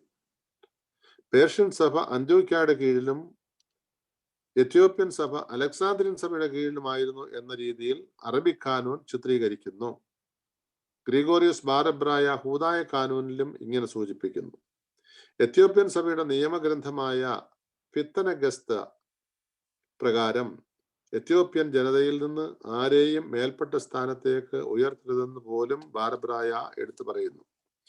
അപ്പോൾ അന്ത്യോക്യൻ സഭ അല്ലെങ്കിൽ പേർഷ്യൻ സഭ അന്ത്യോക്യയുടെ കീഴിലാണെന്നും എത്യോപ്യൻ സഭ അലക്സാന്ദ്രിയൻ സഭയുടെ കീഴിലാണെന്നുമാണ് ഇവർ പഠിപ്പിക്കുന്നത്. മാത്രമല്ല, എത്യോപ്യയിലേക്ക് ബിഷപ്പുമാരോ പുരോഹിതന്മാരോ വേണ്ടി വന്നാൽ അവിടുത്തെ തദ്ദേശീയരായിട്ടുള്ള ആളുകളെ പട്ടം കൊടുക്കാൻ പാടില്ല. പകരം ഈജിപ്തിൽ നിന്ന് അങ്ങനെയുള്ള സ്ഥാനികളെ ഉയർത്തി അങ്ങോട്ട് അയക്കണമെന്ന് വരെയാണ് അന്നുണ്ടായിരുന്ന അയിത്തവും അങ്ങനെയുള്ള ചിന്തകളും. പക്ഷെ അതിലൊന്നും ചരിത്രപരമായിട്ടുള്ള വലിയ പ്രാധാന്യം കൊടുക്കുവാൻ കഴിയുകയില്ല. അപ്പോൾ അറബി കാനൂനിൽ ഇന്ത്യ എന്നോ മലങ്കര സഭയെന്നോ ഒരു സൂചന പോലും ഇല്ല. മെഡിറ്ററേനിയൻ സമുദ്രത്തിന്റെ കിഴക്കേ അതിർ മുതൽ കിഴക്കോട്ട് ഭൂമിയുടെ അതിർ വരെയും അന്ത്യോക്യയുടെ കീഴിലെന്താ എന്നാണ് അവിടെ പറയുന്നത്. 12ാം നൂറ്റാണ്ടിലെ മീഖായേൽ പാത്രിയർക്കീസും ഈ അവകാശവാദം ഉന്നയിക്കുന്നെങ്കിലും അദ്ദേഹത്തിനും ഇന്ത്യയെയോ മലങ്കര സഭയെയോ പറ്റി അറിയില്ലായിരുന്നു. അപ്പോൾ അറബി കാനൂനിൽ പറയുന്നത് എന്താണ്? മെഡിറ്ററേനിയൻ സമുദ്രത്തിന്റെ കിഴക്കേ അതിർ മുതൽ കിഴക്കോട്ട് ഭൂമിയുടെ അതിർ വരെയും എന്നാണ് എഴുതിയിരിക്കുന്നത്. പക്ഷേ അന്ത്യോക്യൻ പാത്രിയർക്കീസ് ആയിരുന്ന 12ാം നൂറ്റാണ്ടിലെ മീഖായേൽ പാത്രിയർക്കീസിന് ഇന്ത്യയോ അല്ലെങ്കിൽ മലങ്കര സഭയോ എന്ന് അവിടെ ഒന്ന് സ്ഥിതി ചെയ്തിരുന്നതായിട്ട് പോലും അറിവില്ലായിരുന്നു. അങ്ങനെയാണെങ്കിൽ മലങ്കര സഭ അന്ത്യോക്യയുടെ കീഴിലായിരുന്നു എന്ന് പറയുന്നതിനകത്ത് യാതൊരു ചരിത്രപരമായ സത്യവുമില്ല. അലക്സാന്ദ്രിയയ്ക്കും അന്ത്യോക്യയ്ക്കും പ്രത്യേക താല്പര്യമുണ്ടായിരുന്ന അറബി കാനോൻ അവർ പൗരസ്ത്യ നാടുകളിൽ വ്യാപകമായി പ്രചരിപ്പിച്ചത് അതിന്റെ ആധികാരികത വർദ്ധിപ്പിക്കാൻ തങ്ങളാൽ കഴിയുന്നതെല്ലാം ചെയ്തു. അതിന്റെ സ്വാധീനത്തിലാണ് ഫിലിപ്പോസ് തന്റെ നിലപാടും കാണിക്കുന്നത്. അപ്പോൾ അലക്സാന്ദ്രിയയ്ക്കും അന്ത്യോക്യയ്ക്കും മേൽക്കോയ്മ പറയാൻ വേണ്ടി എടുത്ത് അല്ലെങ്കിൽ ആ രചനയിൽ ചേർത്തതും അത് പൗരസ്ത്യ നാടുകളിൽ വിപുലമായിട്ട് പ്രചരിപ്പിച്ച് അവരുടെ ആധികാരികത വർദ്ധിപ്പിക്കാൻ അവർ നോക്കിയെന്ന് മാത്രമേ ഉള്ളൂ. മറ്റൊന്ന്, ബ്രിട്ടീഷ് മ്യൂസിയത്തിൽ കണ്ടെത്തിയ AD 500 ഒരു കയ്യെഴുത്ത് പ്രതി. അതിൻ പ്രകാരം കുസ്തന്തീനോസ് പോലീസിലെ 2ാമത്തെ സുന്നഹദോസ് നിശ്ചയപ്രകാരം അന്ത്യോക്യയ്ക്ക് നൽകപ്പെട്ടിരിക്കുന്ന അധികാരത്തെ ഫിലിപ്പോസ് രേഖപ്പെടുത്തുന്നു. 9ാം നൂറ്റാണ്ടിൽ മാത്രം അറബിക് കാനൂൻ കൊടുക്കുന്ന അധികാരം 381 കുസ്തന്തീനോസ് സുനോദോസിൽ കൊടുത്തിരുന്നതായി കാണിക്കാനാണ് ഫിലിപ്പോസ് ബന്ധപ്പെടുന്നത്. അത് ഫിലിപ്പോസ് സ്വന്തമായ ചില അഭിപ്രായങ്ങൾ അതിനകത്ത് എഴുതി അത് ചരിത്രമാക്കുവാനായിട്ട് ശ്രമിക്കുന്നതിന്റെ ഭാഗമായിട്ടാണ്. വീണ്ടും അറബിക് കാനൂൻ അനുസരിച്ച് എത്യോപ്യൻ സഭയെ ഈജിപ്തിൽ നിന്നും നിയോഗിക്കുന്ന കോപ്റ്റിക് ബിഷപ്പുമാർ ഭരണം നടത്തിയിരുന്നു. എന്നാൽ 20-ാം നൂറ്റാണ്ടിൽ 3-ാം ശതകം വരെ നിലനിന്ന ഈ പതിവ് തിരുത്തി തദ്ദേശീയരായ ബിഷപ്പുമാരും ഒരു പാത്രിയർക്കീസും അവർക്ക് സ്വന്തമായി ഇന്നുള്ളതായി കാണാം. എത്യോപ്യൻ സഭ ഇന്ന് ഒരു സ്വതന്ത്ര ദേശീയ സഭയാണ്. പേർഷ്യൻ സഭയുടെയോ അർമീനിയൻ സഭയുടെയോ കാരുണ്യത്തിനും സഭയുടെയോ കാര്യത്തിലൊന്നും അന്ത്യോക്യയുടെ അധീശത്വം അവർ അംഗീകരിച്ചിരുന്നതായി കാണാൻ സാധ്യമല്ല. അപ്പോൾ ഓർക്കുക, ഈ അലക്സാന്ദ്രിയയുടെ കീഴിൽ കഴിഞ്ഞിരുന്നു എന്ന് പറയുന്ന എത്യോപ്യൻ സഭ, എത്യോപ്യൻ ഓർത്തഡോക്സ് ചർച്ച്, ഇപ്പോൾ അവർക്ക് തദ്ദേശീയരായിട്ടുള്ള ബിഷപ്പുമാര്, ഒരു പാത്രിയർക്കീസ് ഒക്കെയുള്ള ഒരു സ്വതന്ത്ര ദേശീയ സഭയായിട്ട് മാറിയിട്ടുണ്ട്. അവരാരും മറ്റൊരു സഭയുടെ അധീശത്വം അല്ലെങ്കിൽ മേൽക്കോയ്മ ഒരു കാലത്തും അംഗീകരിക്കുന്നില്ല എന്നുകൂടി നമ്മൾ ഓർക്കണം. അങ്ങനെയുള്ള ഒരു ചരിത്ര വെളിച്ചത്തിൽ നിൽക്കുമ്പോഴാണ് കുറെ ആളുകൾ മലങ്കര ഓർത്തഡോക്സ് സഭ അല്ലെങ്കിൽ മലങ്കര സഭ അന്ത്യോക്യൻ സഭയുടെ കീഴിലാണെന്ന് പഠിപ്പിക്കുവാനായിട്ട് സമർത്ഥിക്കുവാനായിട്ട് ചിന്തിക്കുന്നത്. വീണ്ടും അത് പേജ് 38 അത് നമുക്ക് വായിക്കുമ്പോൾ മനസ്സിലാക്കുവാനായിട്ട് സാധിക്കും. അപ്പോൾ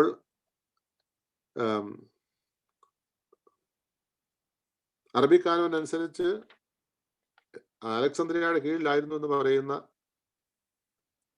എത്യോപ്യൻ സഭ സ്വതന്ത്രമായി കഴിഞ്ഞപ്പോൾ അറബിക് കാനൂൻ മെയ്ഡ് നൾ ആൻഡ് വോയിഡ് നമുക്ക് കാണാൻ സാധിക്കും. അറബിക് കാനൂൻ അനുസരിച്ച് മുന്നോട്ട് പോകാൻ അവർ കൂട്ടാക്കുന്നില്ല. ക്നായുത്തോമായുടെ കുടിയേറ്റം മലങ്കര സഭയെ പേർഷ്യൻ സഭയുമായിട്ടുള്ള ബന്ധത്തിന് സഹായിച്ചിട്ടുണ്ടാകാം, അത് ശരിയാണ്. എന്നാൽ പീഡയുടെ കാലത്ത് പ്രാണരക്ഷാർത്ഥം ഇവിടെ എത്തിയവർ ഏതെങ്കിലും സഭാധ്യക്ഷൻ അയച്ചിട്ട് വന്നു എന്ന് സമർത്ഥിക്കുവാൻ സാധ്യമല്ല. അതുകൊണ്ടാണത് പീഡയുടെ കാലത്ത് അവിടെ നിന്ന് ഓടിപ്പോകുന്ന ഒരു കൂട്ടരാണെന്ന് നമ്മൾ ചിന്തിക്കുന്നത്. അപ്പോൾ സഭയുമായിട്ടുള്ള ബന്ധത്തിലല്ല അവർ വന്നത്. അപ്പോൾ അത് നമ്മൾ ചിന്തിക്കുന്നു. ഈ കുടിയേറ്റത്തിന് മുമ്പ് തന്നെ കേരളത്തിൽ സഭ ഉണ്ടായിരുന്നതിനാലും അതിനെക്കുറിച്ച് അറിവുണ്ടായിരുന്നതിനാലുമാണ് അവർ കേരളത്തെ ലക്ഷ്യമാക്കി യാത്ര തിരിച്ചതെന്ന് ചിന്തയ്ക്ക് തെറ്റില്ല.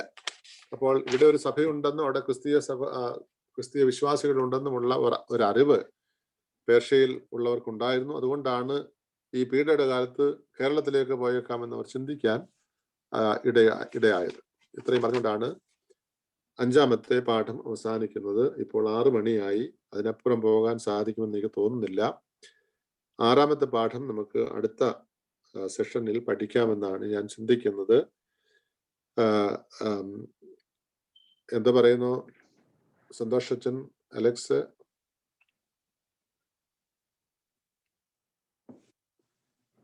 ഹലോ, കേൾക്കുന്നുണ്ട്. അടുത്ത ആഴ്ച പഠിക്കാം, നോ പ്രോബ്ലം. ഓക്കെ. അപ്പം നമ്മൾ 5 പാഠങ്ങൾ പഠിച്ചു കഴിഞ്ഞു. മീൻസ് ഞാൻ അതിന്റെ ഒരു ഔട്ട്ലൈൻ ആണ് നിങ്ങൾക്ക് തന്നത്. ഒരു ഗൈഡ് എന്ന് മാത്രം ചിന്തിച്ചാൽ മതി. നിങ്ങൾ സ്വന്തമായ പരിശ്രമത്തിലൂടെ ഇനി ഇത് വായിക്കുമ്പോൾ, ആ പുസ്തകം നിങ്ങൾക്ക് വായിക്കുമ്പോൾ കുറച്ച് മനസ്സിലാക്കുവാനായിട്ട് എളുപ്പമായിരിക്കുമെന്ന് ഞാൻ ചിന്തിക്കുന്നു. Thank you. തീർച്ചയായിട്ടും ഇന്ന് എനിക്കൊന്ന് ലിമിറ്റഡ് സമയത്തിനുള്ളിൽ വളരെ വ്യക്തമായും വളരെ ക്ലിയർ ആയിട്ടും ബഹുമാനപ്പെട്ട തമ്പാനച്ഛന് ഈ അച്ഛൻ ഓർപ്പിച്ചതുപോലെ ചരിത്രം എന്ന് പറയുന്നത് സത്യമാണ്.